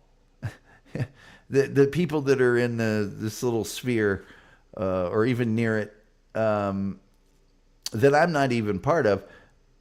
And it's like, how you want to measure your success? I choose to measure mine with personal happiness, and that means I'm going to do a show the way I want to do a show about the things I want to do it about. Doofus says, I love it when you imitate me. Well, that's because you're the voice of reason, and it's fun for me to imitate you as well because I get to take myself to task without feeling bad about it or me. Metalman Vicky says, I love that meme that defines the various meanings of the word dude based on how a person pronounces the word. I do too. Wolf says, Dupa, if you called in, we could imitate you better. Well, that's for sure. Although I turned the phone lines off, so you can't. You're off the hook tonight, Dupa. You're off the hook tonight. Where's your Messiah now, Dupa? But Dupa's, she's awesome. And I know she's not going to like some of the things I say and do from time to time, but I don't know what to say. You know, don't start none, won't be none. Is that so hard to understand? Is it? Because I'm not a puncher. I'm a counter puncher. If you don't say anything about me, I'm not going to say anything about you. I got nothing to say. But if you do, you've opened Pandora's box. And certainly don't come here and do it and then act all butthurt, you know? I just, all these tough guys, they get so butthurt when somebody comes back at them with, and don't do it here. Don't do it on a show where I have a microphone and you don't. It's not a good idea. I'm not going to go to where you're at. I'm not going to go to follow and see what you're doing. I don't have the time. I don't have the inclination. There's nothing in it for me. Why would I? It's just crazy. No two people agree on everything. No big deal. Yes, It's very true. There are a lot of people that don't agree with me. I call those people the people that don't that are wrong. But MMV is Nandi Bushel in a metal band. Is Nandi Bushel in a metal band? I don't. I have no idea what you're talking about. The faintest idea. Tom, what's your take on the situation in Syria? I don't know, man. I just hope they get that thing under control. That was for my pot awful cult friends. Nandi Bushel's a drummer. We'll wait for that answer, and then I'm out of here.